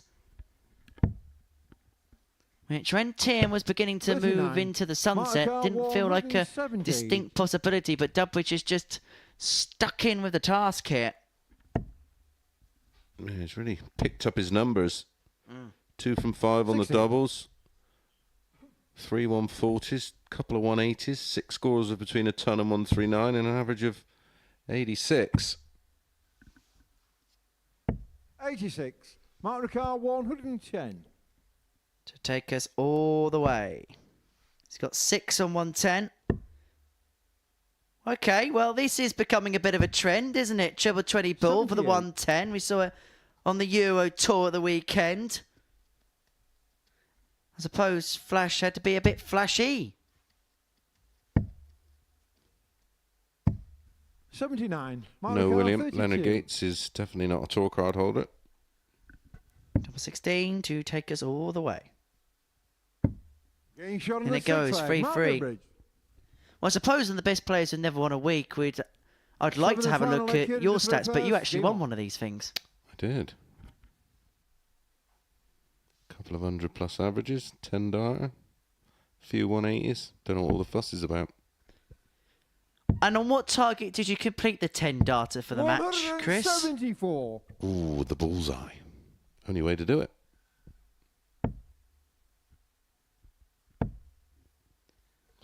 A question here from 100. EVW. Will Ashley Coleman play another week this series? He will if he... Well, no, I don't think he... Is there a qualifier that he can play in? Well, 100. hang about. Hang about. It's the age-old question. What's harder, a 9 dart or 147? And Kieran 96. Tian could do Giving both about in the 147. swoop of an eye. In the blink of an eye. But it's not going to be.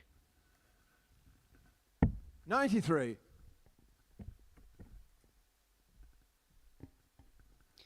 But sets up for a potential 11 data to win in the decider. He's going to have time. 57. Get in your car. 54. Dops. For Tian, now double 10. Does it 34. go?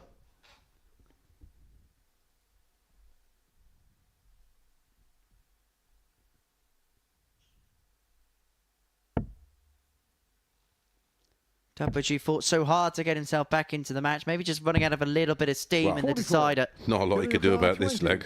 174, 180. As Getting shot on the Tian mark. wins Kieran in style. A 13 data, a 4-3 win for the Irishman, and it means that he moves on to 4 points. The first player to pick up more than a solitary victory so far this evening, doing so with an average on 92.72. As for Dubbridge, well, he did well to claw the game back, but Tian just had too much when it came to the decider. Coming up next, it's Gilbert van der Mine against Harry Ward.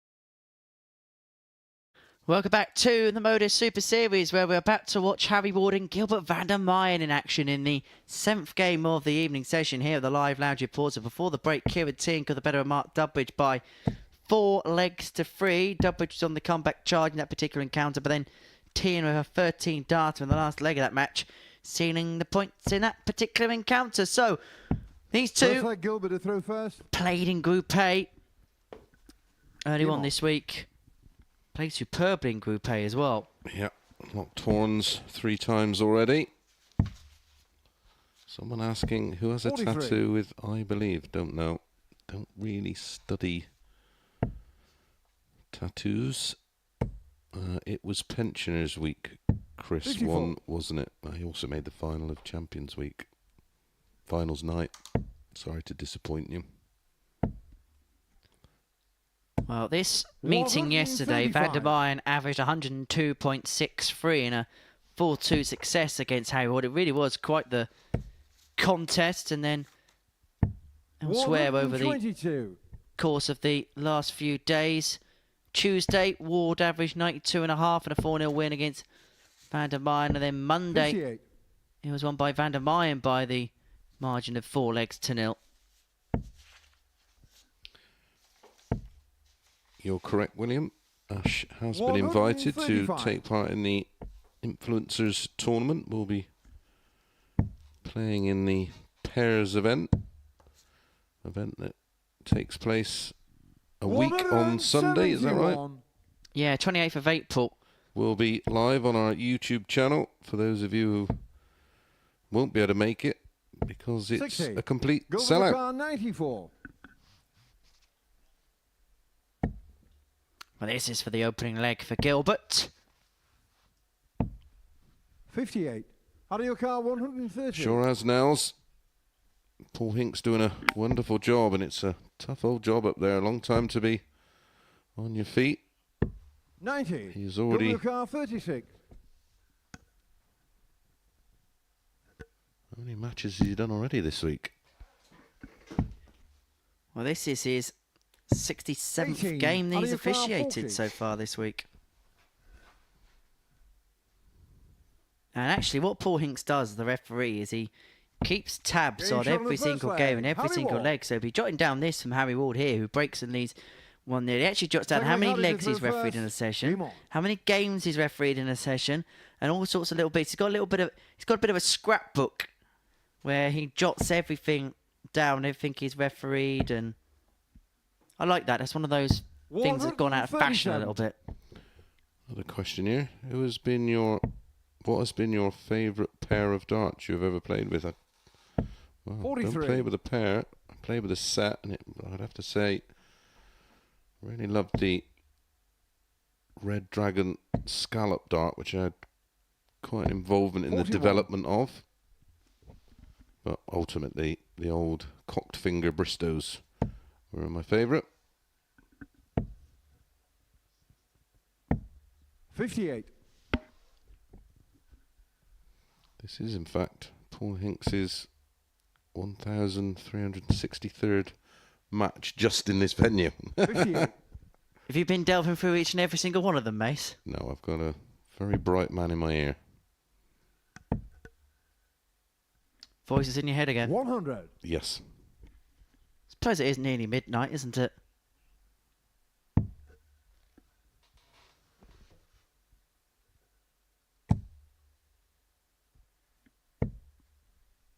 $86. Here's one for you, Henry. I'll answer it afterwards. Hi, both. Out of interest, how did you each get into doing commentating broadcasting? 140. In terms of just this or more generally? All of it. Well, it was something that from very young I liked the idea of. I used 133. Gilbert kid car watch a lot of 160. football predominantly, and I just don't know. It's whenever you're in the park and you're playing football and whatever. I suppose you'd always used to 63. shout, Audio car Jumpers for 46. goalposts and all that. "Oh, you know, Mace, you know, 100%." As Ward goes for double 60, I'll explain more on the next leg. 888. 2-0 to Game shot Ward. on the second leg. So for me, I Harry knew I Ward. wanted to do something like that when you're in the You're in the Gilbert park to and you're throw shouting, first. Game Gerrard, on. Lampard, Rooney, as it was back in those days. And then yeah, it was just something that I did in the park 100. and thought, actually, you know what, I want to see what it's all about. And yeah, just watched a load of videos and stuff when I was like 11 or 12. I know, misspent childhood and all of that. And then I knew very quickly from about 139. 14, actually, this is something I'd like to pursue, and took up a media college studying, then went to uni, studied it for 3 years. 3 years. In the 51. meantime of all of that, I was working for various local radio stations, local football clubs and things like that, and then decided in 2021, 60. just before I left university, that I would turn freelance and make this a full-time occupation for myself. And here I am, sat at 11:59 on 114. Thursday the 18th of April 2024, sat with Chris Mason in a commentary box. Cool story. 98. Well, I just had a massive interest in the sport going back to the 80s and early 90s. Very fortunate that my father was involved in the sport and played at a decent level, so much so that I would go to county games and there'd be legends there, like playing on the same team as my dad, Alan Evans and Leighton Rees, Mike Gregory, Bob Anderson. The list goes on. And then when I became a player in the mid-90s, I come up with an idea to look at darts from yesteryear with Bobby George and Ray Stubbs, and we used to do a feature 27. during the Car embassy, 24. as it was then. And that was my sort of first introduction into the media side of things, and Getting shot on the third leg. enjoyed it. 91. So much so that even while playing, I continued Fourth leg, to Hardy to throw first. Game on. pursue activities in that area. And the rest is history, as they say.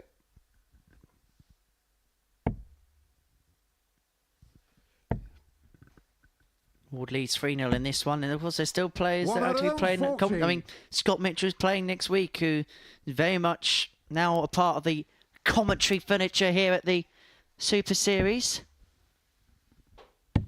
57. However, when you are playing and broadcasting at the same time, you're almost careful what you say, because you're worried about if you play said player that comments you've made on a 57. broadcast can come back to bite you, or is that just down to a personality thing?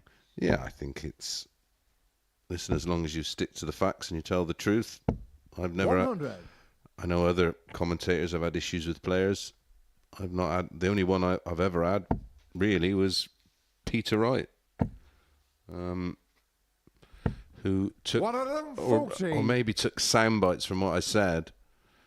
Because within the same conversation, I said he would be in the Premier League. I just didn't think it was particularly good for him, and I thought Chris 92. Dobie warranted the Aliocar, place more, but 164. I understand that he will be in for commercial reasons. I also said in the same breath he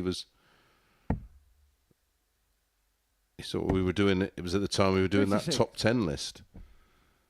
But he even himself said in an interview, which was ironic after his little rant, that him and his wife didn't think he'd be in this year's Premier League, so it was backing 56. up my Aliocar, thoughts. 108. But that's literally the only run-in I've ever had with a player. And not really a run-in, it was my thoughts. Like I say, I think he got the wrong end of it. We've spoke since. No dramas. 92. Well, it looks like no dramas here for Ward. It looks like he's going to wrap up a 4-0 success here over Gilbert next to no time at all, averaging just over 44. 93, Aliocar, 50% when it comes to 16. the doubles, to seal a comprehensive win. 2 8s. Double 4 12. doesn't go, and so it gives Aliocar, Gilbert an outside 152. chance of putting a leg back. 152 would be for a break as well, and it's not going to go, and so Ward will head down for double 2, 4 points away from 128. putting himself onto Aliocar, 4 points, 4. and if he can get it done 4-0, he will be top of the league table by a solitary leg. Madhouse, and now Gilbert's left on a double, No and he's score. going to get a go at the Gilbert double Aliocar, 12. 24. So in the last game where Getting shot on the Tian fourth leg. built up Gilbert a big Van der Meijden. lead, Dubridge came back. Are we going to see a similar story here? Back Fifth to leg, Gilbert 3-1. throw first. Game on. Kiros 95. Question for Chris: have you ever hit the griddy? No. breakdancing was never my thing back in the day. 100. I'd rather not talk about my dancing escapades.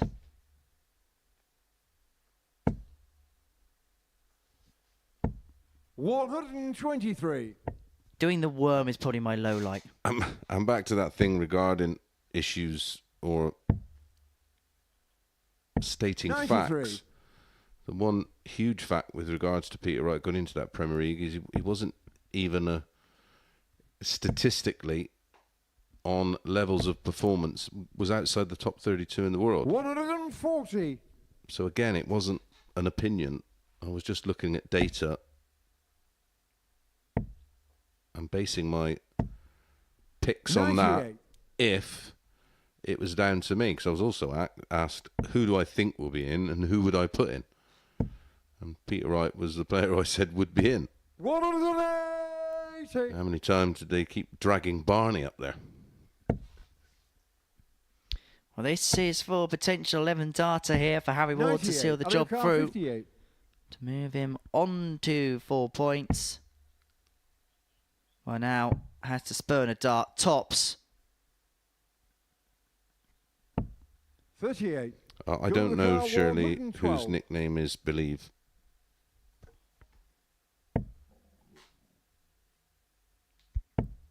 Well, that first dart was quite an inviting guy, but he couldn't follow it with the second there. And so 52. D10 for Big H. 20. And he's had a few of these this week where he's just off the boil slightly. Game No shot such on the worries for mark, Harry over. Ward as he wraps things up. 4 legs to 1 with yet another average. We've seen a plethora of them this evening. 90.40 for Harry Ward. Gilbert van der Meyden, 84.91 in the end. Just 1 from 7 on the doubles. 4 from 14 for Harry. But it was more than enough to pick up the 2 points. And when we come back, it's Mark Durbridge back in action against Mike Gillett.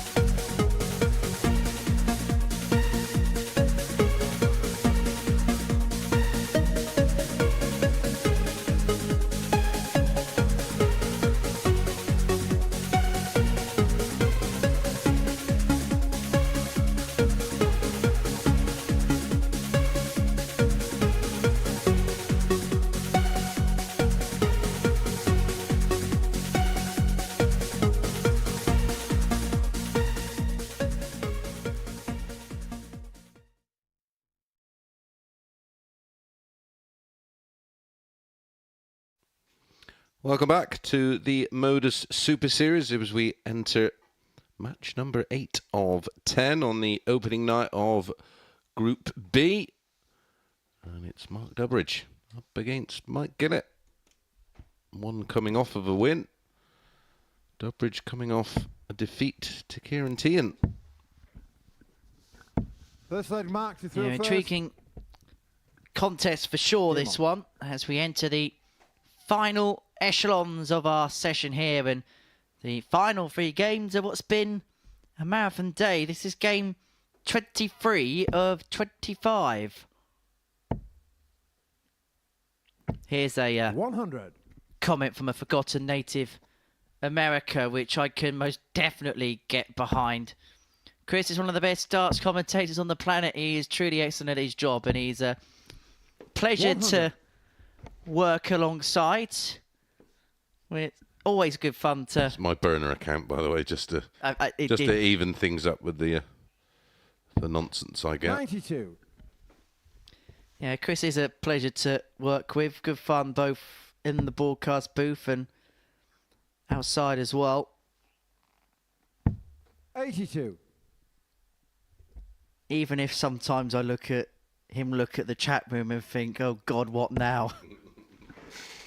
Trust me, there's been a few times this week where I've just seen his 92. eyes light up and I thought I best get my coat.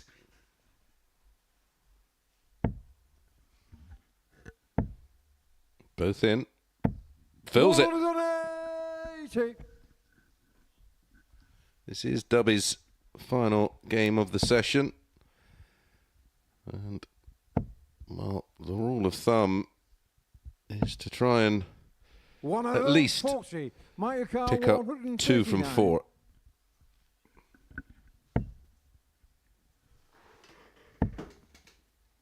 So Dubbridge 73 to take out the opening 68. leg. Mayaka, 73.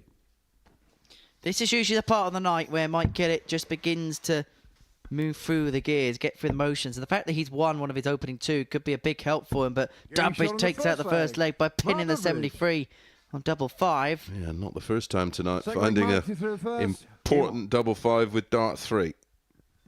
It's got him out of danger on a couple of occasions, hasn't it? Yeah, certainly. 95. Certainly did against Gilbert a little earlier. 81.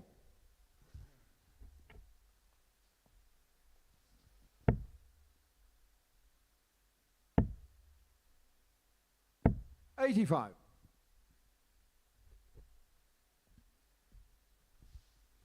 Don't forget, Group C resumes 1 p.m. Friday afternoon.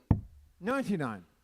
And we will do our best to keep you up to speed with all the results from the Euro Tour over in, is it Germany this weekend again? Yeah, Sindelfingen. yeah, over in Germany. Yeah, the Glass Palasts returning to the European Tour circuit. One of the few, I think, might be the only remaining venue that's hosted every single one. Obviously now Gibraltar's off the calendar. 26. Chris is a boxing fan. What do you think of Eddie and Frank working together? If it means the big fights happen, brilliant. I just 55. prefer them to happen on these shores.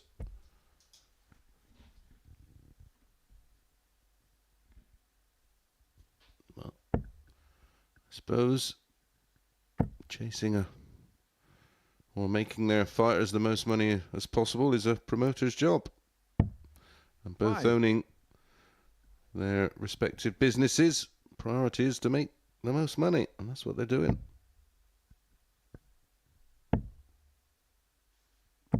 $85. That's all right, you can go and watch the Misfits boxing. No thanks. There's enough garbage on our screens as it is. 100. In fact, Mayaka, Misfits, 103. mismatch should be more apt nowadays. I actually looked at a card last year. Getting shot on the Brilliant second finish leg. from Mike Gillett. I think it was a 10-fight card, and if you did an Third leg mark to accumulator, throw a first. £1 Game on. accumulator on all the favourites, you would have got less than £2 back. How are those kind of fights being sanctioned for one? 100. That's what's wrong with boxing, in my opinion. Well, an evenly weighted contest at the press. 1-1 here. Dubbridge ends his night here. Mike will have one more game to play against Gilbert right at the very end of proceedings. 100.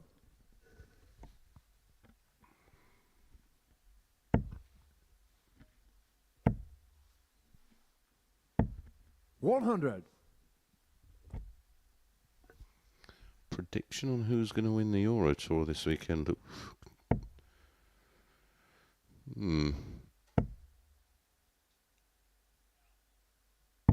99.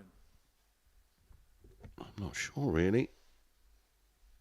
I don't tend to think about it, really, until at least the 41. Sunday. It's a minefield. And one thing for sure, Luke Humphries looks a little jaded to me. Looks like he could certainly do with a week break just to recharge the batteries. 145. Chris Dobie's knocking on the door of everything at the minute, and at some point he will break it down. Absolutely. 58. Ryan Ashford, who is the Mark world 57. finalist? Well, the man just about to throw now. Mark Dubbridge, also the world match play finalist. Getting shot on the third leg. And let's Mark also Dubbridge. put respect to the name of that 2002 World Masters as well. Fourth leg Mike to throw first. Game on. I remember it well.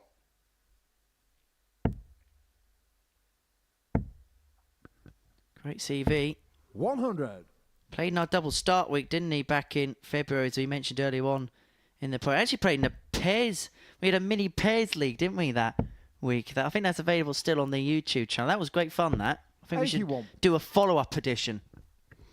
Yeah, I like the idea of a pairs comp. 135. Yes, Nils, Munich was absolutely incredible.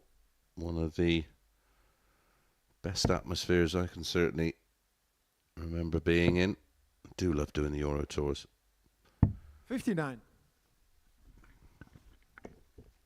I've not heard any colleague of mine talk about the Euro Tour in any kind of negative connotation. 84. Oh, it's just bonkers.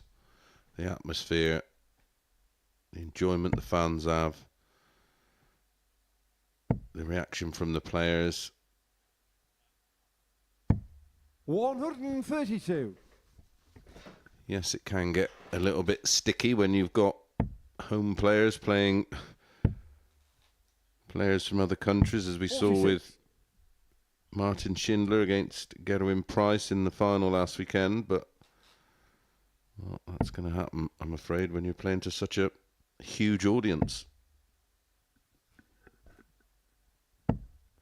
140. Well, that 140 puts Dubbridge on a 2-darter. Get it, 136 isn't going to go, and so Dubbridge should, you'd hope, get a dart at the ball at the very least to break and open up a 3-1 advantage, and then 90. go for the match. Marker 89.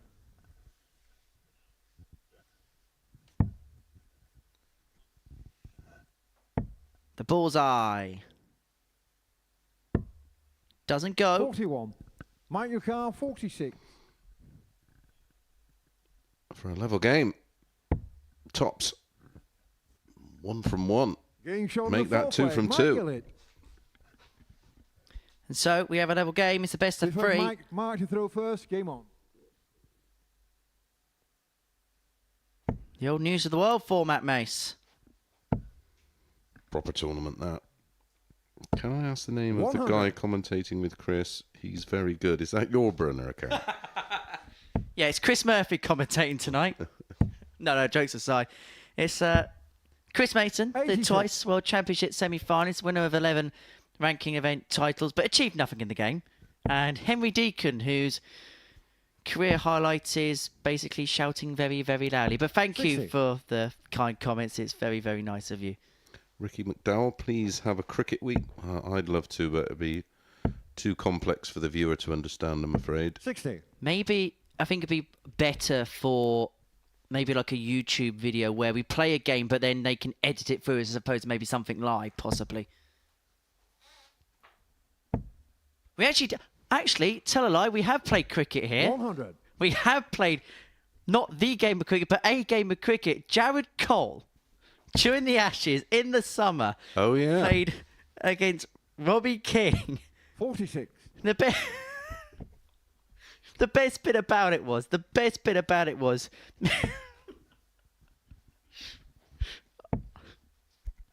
made him wear a helmet for the duration of the filming. He had to have tea in a saucepan. Oh, it's made me chuckle just thinking about it. Any recommendations for where to stay if one was to book a trip to see this live some Saturday night? It's the Travelodge, literally a 3-minute walk round the corner. It's not the Ritz, but it's only somewhere to get your head down for a night, isn't it? Or let's give Henry a shout. Maybe one of his 7 houses he'll have a spare room in.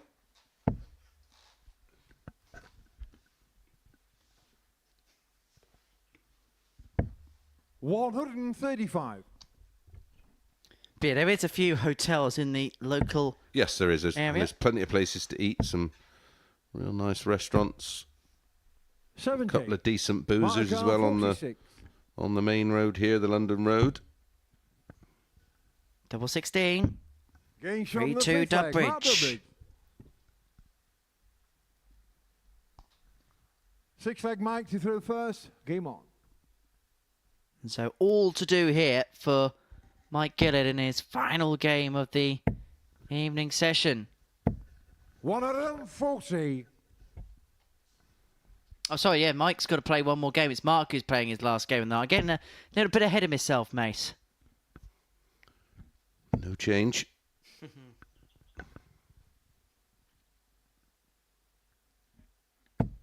Three games sat in a 140. commentary box. A lot of things go in and out of your head. I'm not sure we want to delve that deep. But we are past the midnight hour. 180. A second max for Mike Gillett. We normally associate the 180s with this man, Mark Dubbridge, but we did pre-warn you about 60. Gillett.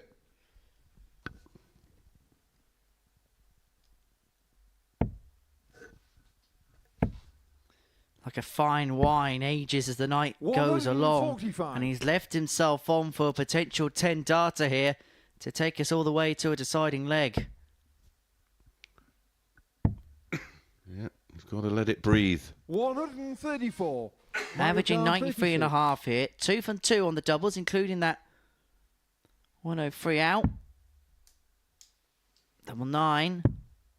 No Doesn't score. go. Mark Car 167. Oh, bizarring. The highest.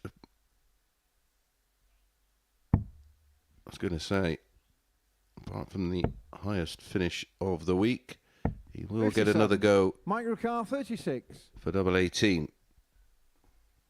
To take us the distance. Game shot on the 6th And leg. we'll go all the way. 13 data for Mike Gillett. As for Dubbridge, Mark to throw first. you look at Game some of on. the performances he's ran into tonight. Ran into the 98 from Harry Ward. Gilbert averaged 92 against him. Tians averaged 92 against him. Gillett 90 and a half here. 140. Yeah, they've put it on him tonight. That's a sign of respect, I suppose. That's the way I'd look at it. Well, when you've got a name and a 93. reputation the size of Mark Dubbridge, then he becomes, I think, for a few players in this group, a bit of a scalp. Absolutely. Especially with his recent exploits 93. on the senior tour. Well, I remember being sat in this commentary box before the tournament got underway, and the World Seniors this is at the Circus Tavern, and we were 76. talking about Mark Dubbridge being a potential winner for that event, the way he was playing recently. And then 60. Coming out early on in the tournament. Actually survived a bit of a scare, didn't he, by Duzzer in round 1. Oh, he's just nipped that around. Couldn't follow it with dart 3, but a ton will keep him interested.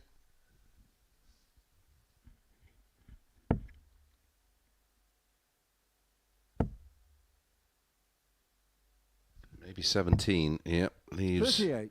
the 170. Well, this would be some way to finish off Unite's campaign. We'll move Dubbridge on to 4 points, and it would keep that possibility of every player 140. finishing on the same number of Mark points Al alive. And he may 170. have to take out the fish. Not to be, so Gillett 92 for the match. 58. Mike Yukar 92. And with Gilbert to come in the last game, he could put himself in a position here to move himself to the top of the league table. If he can pin double 12 Game for shot on the 92 Mike to Gillett. seal proceedings. Mike Gillett gets a better Mark Dubbridge by 4 legs to 3. Flash is going to have to deal with just the 1 win from his first night's play here at the Live Lounge. At the tail of the tape. Well, as far as Mark Dubbridge's night is concerned, every player averaged in excess of 90 against him. Mike Gillett, the latest and last of which, the 91-91, that 103 checkout, stemming the tide of the game. Coming up after the break, Harry Ward and Kieran Tierney in our penultimate match of the evening session.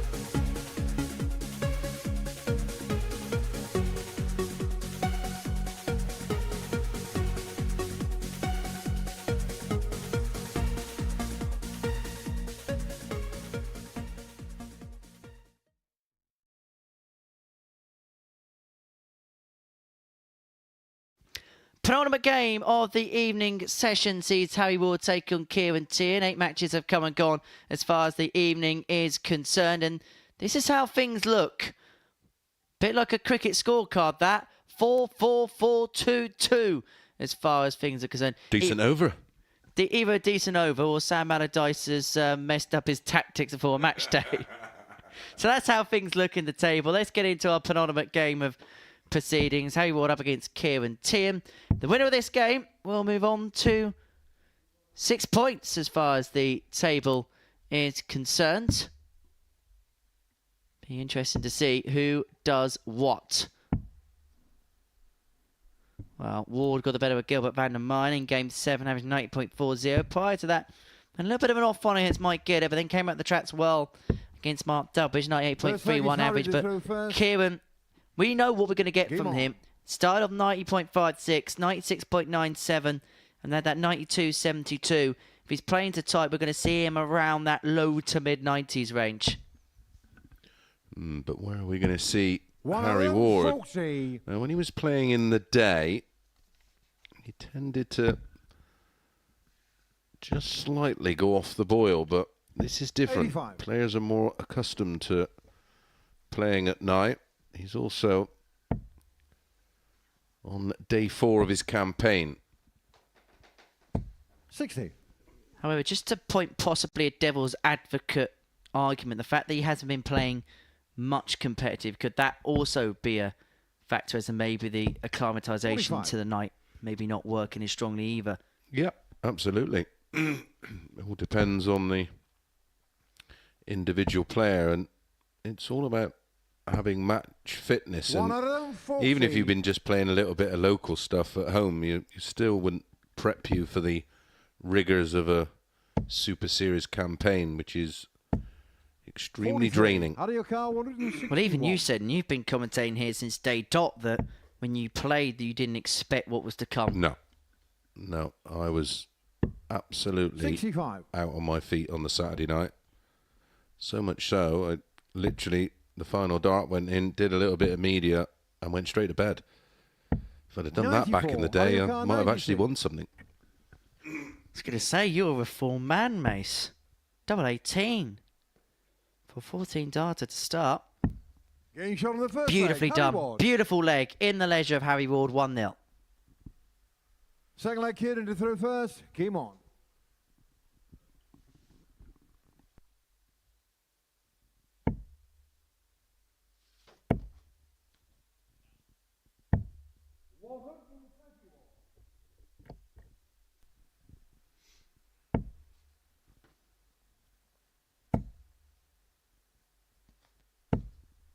One of them, 40.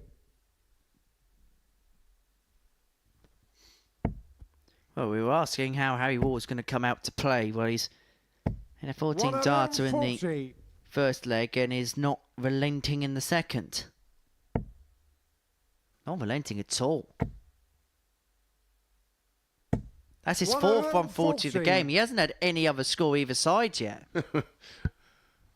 Yeah, no scores are between a 10 and 139, and no 180s. 85. 2 140s in leg 1. Are we going to see 3 in leg 2? 97. Killing car 145. No is the answer. But he's left himself on 124 after 9 to try and obtain the break. Tien 145 isn't going to go, and so Ward's got an opportunity to open opportunities. Already had a 126 tonight. Out of your car 124. And this similar type of out. Just the treble he needs for the ball. The treble 18 is what he's looking for. Not to be, but Tien's kept himself competitive in this leg and is going to have an opportunity at 56. Should be a couple of darts at tops. Stuck him well in the leg, hasn't he?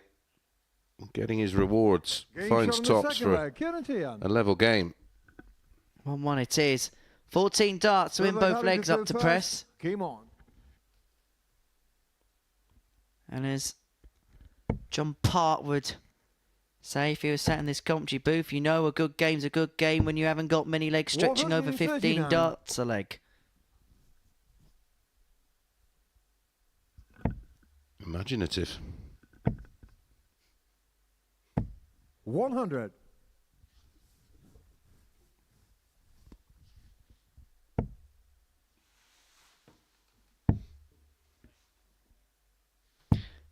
Killer's 95. Good question, this. I like this. What time do players arrive for these late night games? So, I mean, I was here between sessions, just chilling out, doing some prep for tonight, and players are kind of coming in around about 7:30, 8 o'clock, couple of hours before they get underway. Yeah, players usually like to give themselves a at least 2 hours to just settle in, do any kind of media and anything else that we try to get them involved in, whether it be bullseye challenges or the interviews that you were doing today. And then it just sort of allows them that time to, 60. you know, some players just like to, Conan Whitehead doesn't do hardly any practice at all. Other players will literally spend the vast majority of their time on the board prior to their opening game. 100. Out of your car, 110. 110 for Ward to make it 2-1. Triple 18 doesn't go, and so Tian here can make it 2-1. 54. And the morning sessions, similar time, isn't it? About 7:30, a good 2 hours before the off. If you're not until third, then obviously you can leave it a tad later. Well, considering the way Ward got out the traps, Tian was responded superbly, and that 116 has accrued the break, and he now leads 2-1. And guess what? Game on. He's averaging over 92, exactly where you placed him. Yeah, but mate, I don't know why we're putting these averages on the screen because they don't mean anything. 82. It's just a coincidence. Get rid of them. We don't want them. Only kidding, guys. Only Well, kidding. Yet to see a misstart at a double from either.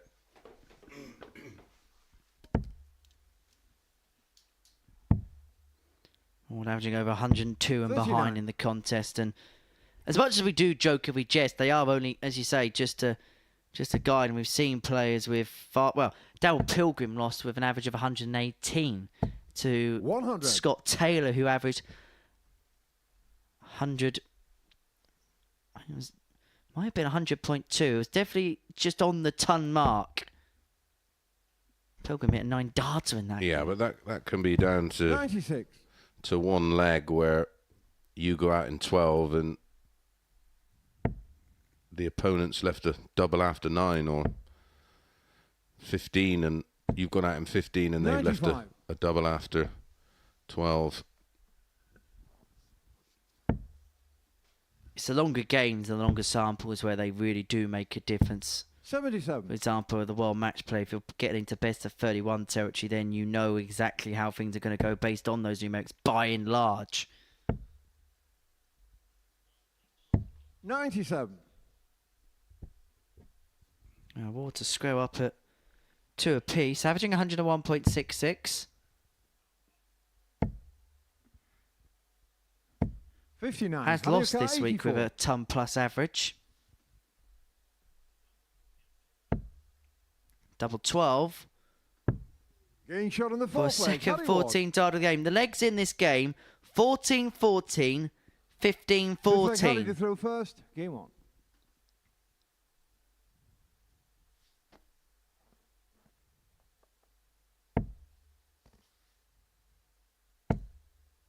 However, Ward hasn't had a 140 now 85. since leg 2. Scoring power's just come off a little bit, and it's allowed Tian into proceedings. 45.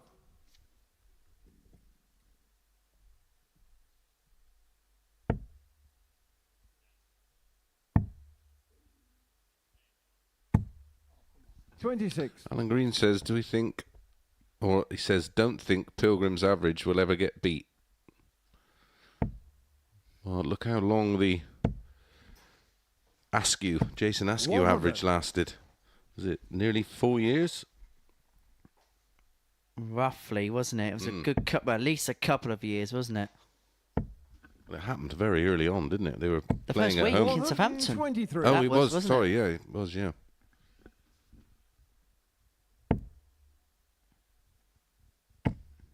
A spotter in our ears telling me that he played that week. 140. Amazing to think how things develop from that humble home in Southampton to where we are now. 140. Yeah, purpose-built venue. That's why the players love coming here. It is the perfect environment to 58. play your game. 127. Commentary box much cooler these days too. 1-2-7 for Ward. The ball. Beautifully pinned. It's been a beautiful game. And it's another ton topper for Ward to lead 3-2. And another 5-visit leg. Gone out in 15 now. Well, 4-7-5 in 12. And we haven't seen a missed dart at double in this game. Well, 3 from 3 for Ward, 2 from 2 for Tian. Well, we've had 3 14 darters, and the 2 legs of 1 and 15 have been won with ton plus checkouts. Proper game of darts, this. One more to bring you, of course. Mike Gillett facing Gilbert van der Meeden. 80. And then we bring you another 25 games tomorrow.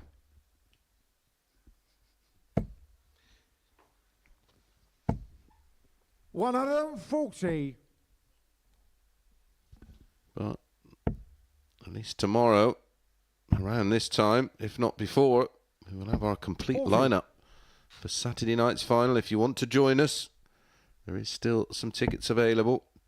www.dartshop.tv. It's just a £2 booking fee. The tickets are completely free, or if you have the ability to scan that code, do so, and it'll take you straight to the landing page. Well, it looks like Ward's going to land a big win here.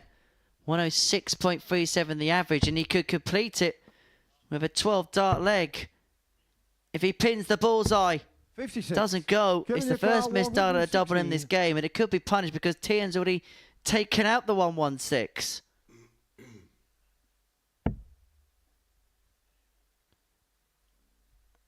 Well, he needs to find a way across. Veered over to the right-hand side, 60. was unsuccessful in that Mario Kart task, 25. and so Ward comes back for 25 to complete the deal. Double 8. It'd be the 4-14 darter of the game. What a match and what a performance from Big H, saving his best until last, an average in excess of 102.93 in a thrilling contest against Kieran Tian. That the tail of the tape from an absolute perler here in Portsmouth.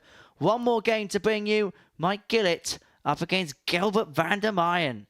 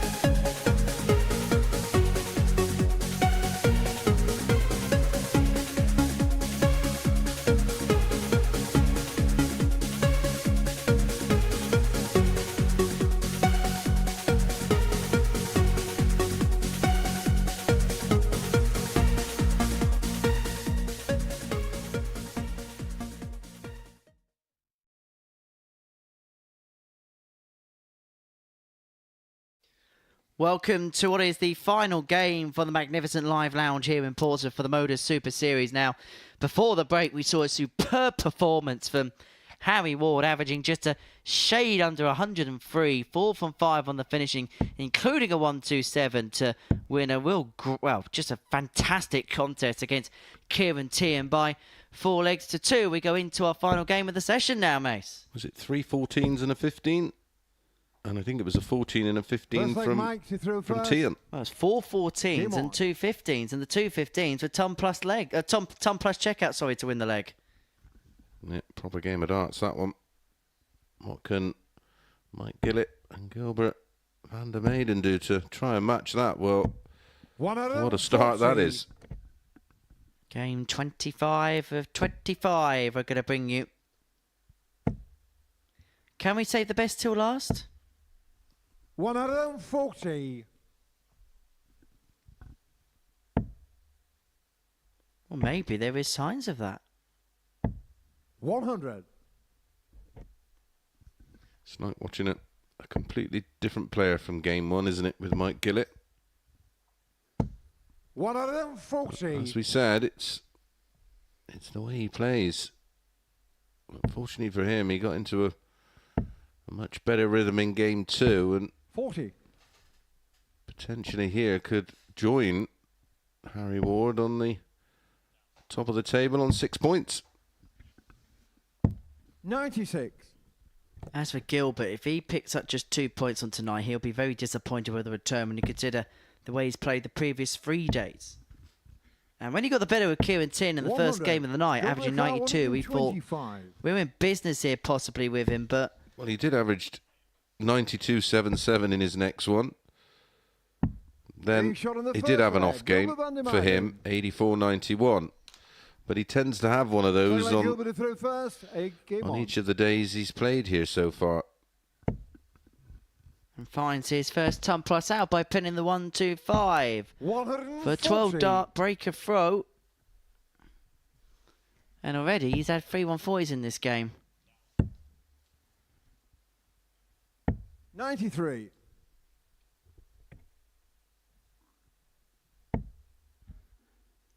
Look at his face, by the way. Look at the 85. sheer vigour that he's showing on that stage. Well, I'm sure well, how about that for a max? Could have got another 9 in there. Yeah, he fully understands. This is a must-win game for him.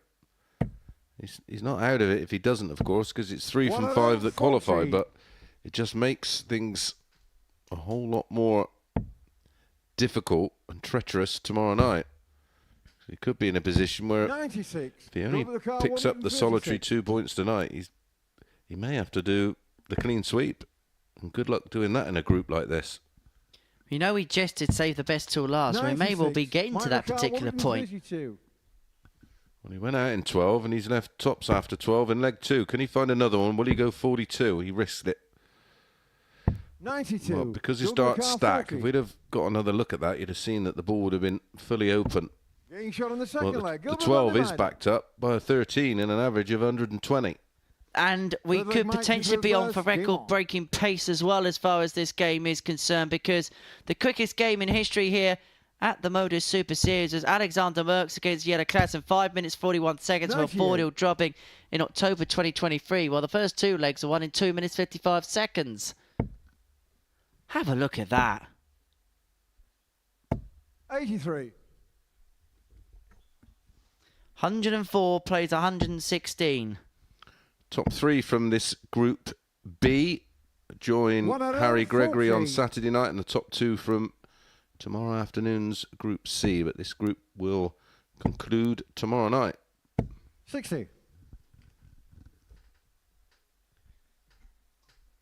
Well, it's poor now. It's only 110. 57.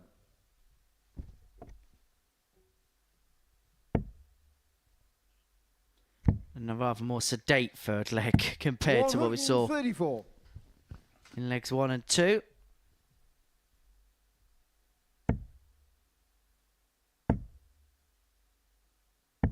Outstanding. 174.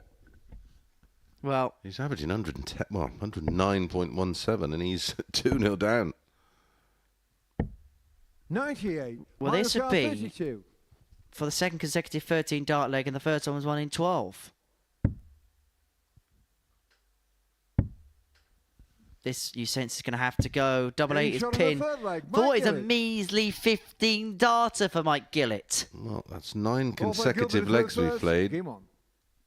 without a leg. Well, actually, what was the final leg of Harry Ward's game? Wasn't that a 15? Well, we haven't seen a leg. 137. Oh, sorry, yeah. Mark Dubbridge's, Gillett's final leg against Dubby was a 15. The last time we saw a leg outside of 5-visit 125. range was the 5th leg of the game between Mark Dubbridge and Mike Gillett a couple of matches ago. Yeah, 11 legs ago. 41. 10 consecutive legs played here. Not one of them taking more than 5 visits. If you're 98. willing to scrub the Gillett 71.9 as an anomaly from the nightly figures, the next lowest average was Harry Ward with 82.16. 100. That's the second lowest average of the night.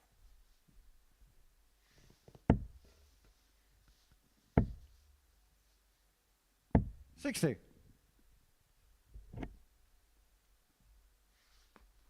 There's been 10 averages of 90 or more. 12 if you include these two averages at this point in time. 140. And Gilbert here averaging 109.9. And on the cusp of a 3-1 lead. But look at the Gillett counter-attack. 140.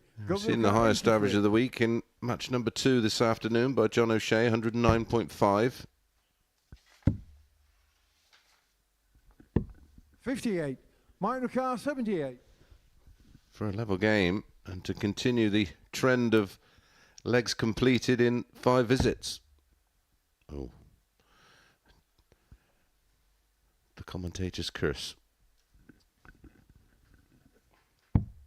Jinxie Mace. 38.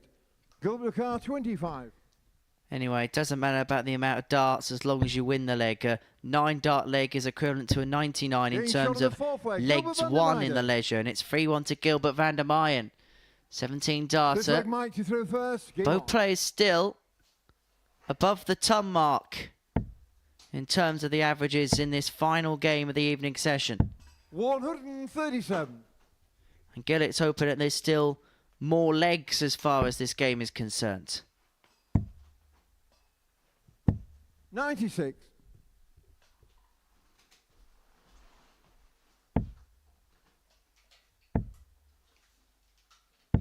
99. Although it says a lot about the player's proficiency in terms of 2 treble scores. Let's have a look at the scoring power 57. pack in this game. Because there's only been the solitary max by Gillett, but the player's been doing their damage in the 2 treble turns. 5 for Van der Meijden, 4 45. for Gillett. And actually one of those 4 includes a 174, of course, for Gillett. Yeah, 18 scores of a ton or more in 4 and a bit legs. 57. That's some pace.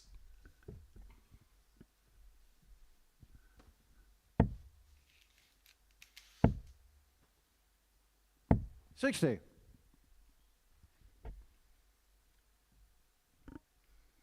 So to pull it back to 3-2. 99. Minor car 160. 160 for Gillett. Doesn't go. He's got 6 though to 60. pull another one back and to force Gilbert to serve it out. Yeah, couldn't really afford a troubleless visit because he's going to be breathing down his neck. 132. Minor And for car the 100. treble 12. To extend the game. It's going to have to be treble 19 now. Tops, great recovery dart. 60. Gilbert car Oh, 60. you could hear how close that was. So close, yet so far. 2 at tops of the match for Gilbert van der Meijden. Double 10. 50. And Minor Gillett car has 40. got another reprieve. It's probably the last chance, though, he's going to get. Yes, multiple match darts for Gilbert. I don't think he's going to miss, you know.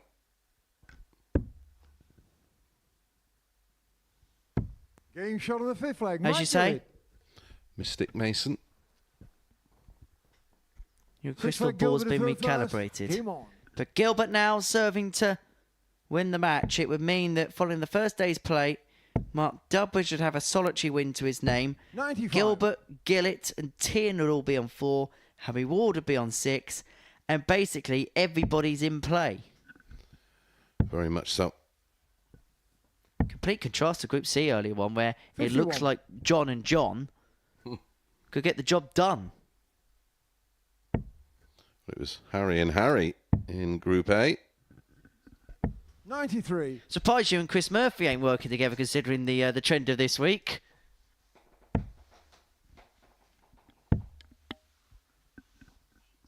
$58. Could have had Paul Hinks and Paul Nicholson.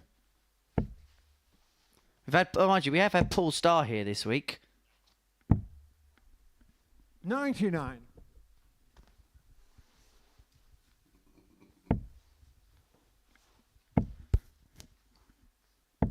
$140. Other comparisons are available.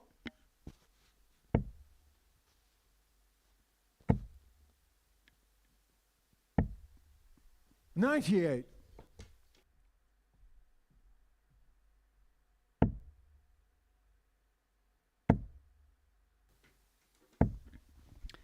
To seal it with a ton plus checkout. It'd be the second 116 we've seen this evening. For 4-2 win. That might not be the worst guy for the treble. Double 18, Old Faithful seals the win with a ton topper. And Gilbert van der Meyen beats Mike Gillett by 4 legs to 2 in a cracking tie to end the evening session. It means that everybody's in play following the first night's play. Well, have a look at them numbers. What a match we've seen. Both players are averaging way above the ton, deep into the contest. But it is Gilbert van der Meyen that wins it by 4 legs to 2. Myself and Chris Mason are going to head next door to have a chat about what we've seen.